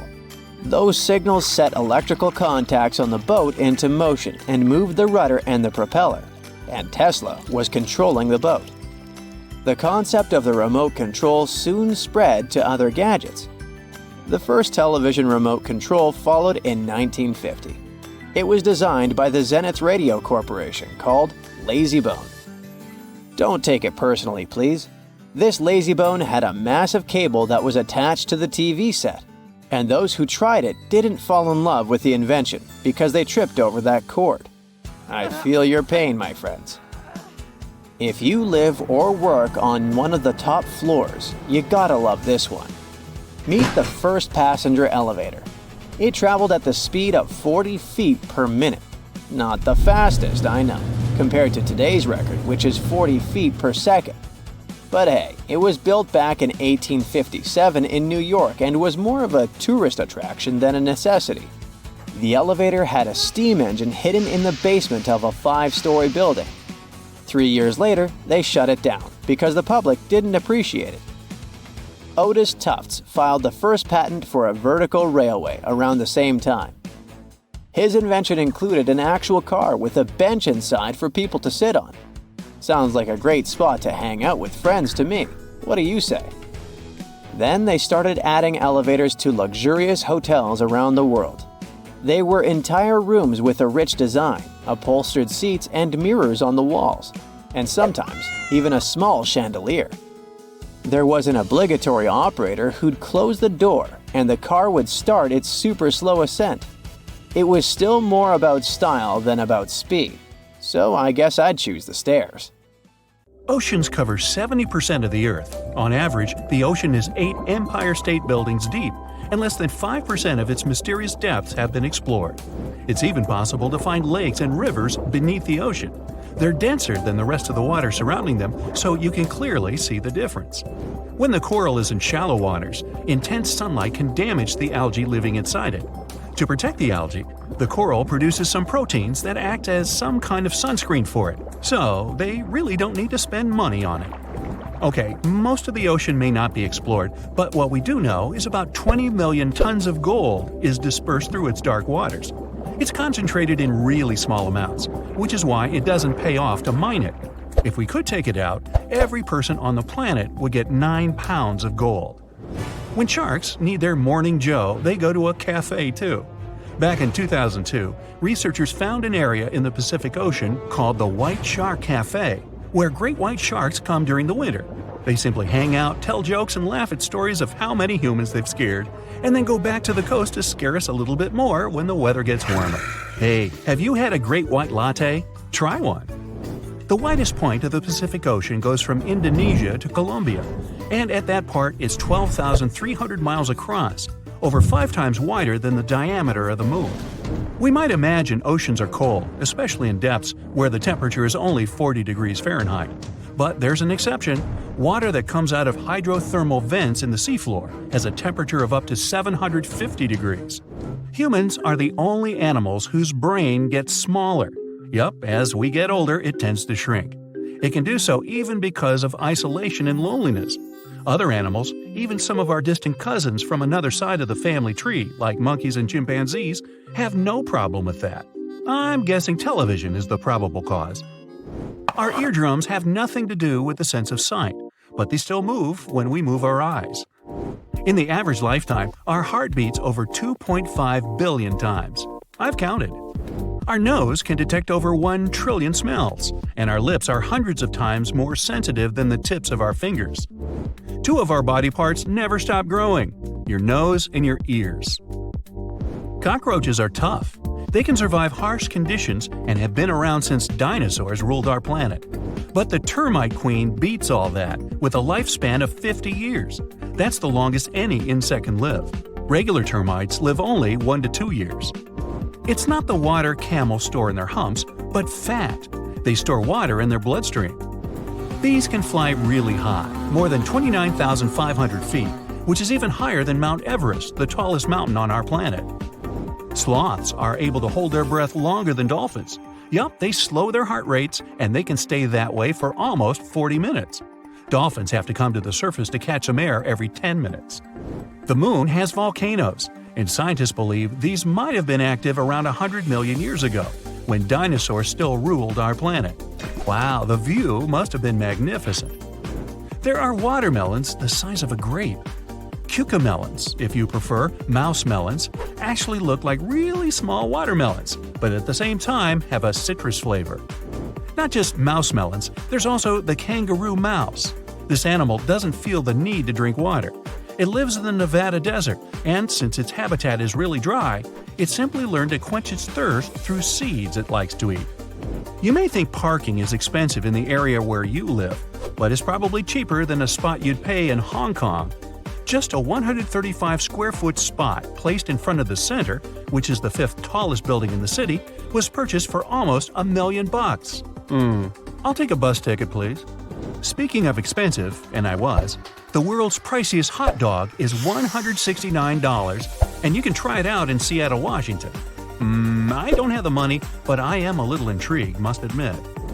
An Australian barista set a world record for the most cappuccinos made in 1 hour. 420 of them. That's really a Java jive. You can taste garlic with your feet. Rub a clove right in your feet, of course take the socks off beforehand, and wait for it. The chemical responsible for its unique smell can be absorbed through the skin even though the clove was never in your mouth. By the way, lobsters can try out the same experiment. Well, they actually taste any food with their feet. Okay, researchers have found many things that are evidence of prehistoric animals or our human ancestors that lived thousands of years ago, like bones, teeth, stone tools, and a piece of chewing gum, dating from almost 10,000 years ago. In Tibet, there are black diamond apples that aren't green or red, but dark purple. The place where they grow has plenty of ultraviolet light over the day, while the temperatures drastically go down during the night, which makes the apple skin get a darker color. Australia has a lake of naturally bubblegum pink color. The unusual color is there because of the pigment from a certain type of algae living there. Clouds look so fluffy, like they're made of giant puffs of cotton, but the average one weighs around 1.1 million pounds, so please stay up there. A farmer from Iowa got hiccups that didn't stop for the next 68 years. First, hiccuping was about 40 times a minute, and after a while, 20 times. He actually spent 70% of his life hiccuping. 1 million seconds is somewhere around 12 days, and 1 billion seconds is almost 32 years. Nothing unusual here, just a little bit of good old math that reminds us how cool the time is. Okay, sharks may be scarier than humans, but our teeth are just as strong as theirs, just smaller. Until the beginning of the 19th century, Americans actually thought tomatoes were poisonous. So many tasty meals they missed believing that.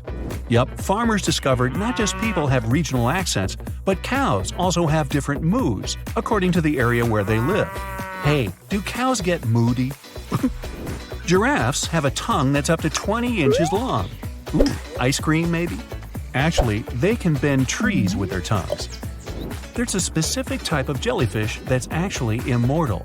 Hey, I can see that as a logo for a life insurance company. The Earth is orbiting the Sun, but not at a fixed speed rate. We don't sense it, but it's slowing as time goes by, so our day will become 25 hours long in about 175 million years. So don't plan that extra hour in your schedule just yet. Space is huge, duh. But there's obviously lots of empty spots since there are more trees, 3 trillion, on our planet than stars in the Milky Way, only about 300 to 400 billion. Wow. When someone mentions the biggest desert, you probably picture the endless sandy surface of the Sahara, burning under the hot sun. Well, not quite. The biggest desert is the Antarctic Polar Desert, which covers over 5.5 million square miles in Buffalo. Nah, Antarctica. Sounds strange at first, but the definition says a desert is a place that gets less than 10 inches of precipitation annually. Still, it doesn't say if it has to be hot. Ostriches don't actually hide their heads in the sand. When they sense danger, they lower down their head, neck, and body to the ground, which makes them a little bit less visible to predators. Their light-colored neck blends in with the sand, so it only looks like their head is hidden down there. The first commercial passenger flight happened at the beginning of the 20th century. It was a 23-minute flight that cost $400, which is about $8,500 today, and the plane flew between 2 cities in Florida. A famous Egyptian ruler, Cleopatra, lived closer to cell phones than to the time when the Great Pyramids of Egypt were completed. Well, that's a gap. Speaking of cell phones, every 2 minutes there are more photos taken than in the entire 19th century. Okay, let's add one more to those statistics. Cheese! That's it for today. So hey, if you pacified your curiosity, then give the video a like and share it with your friends. Or if you want more, just click on these videos and stay on the bright side.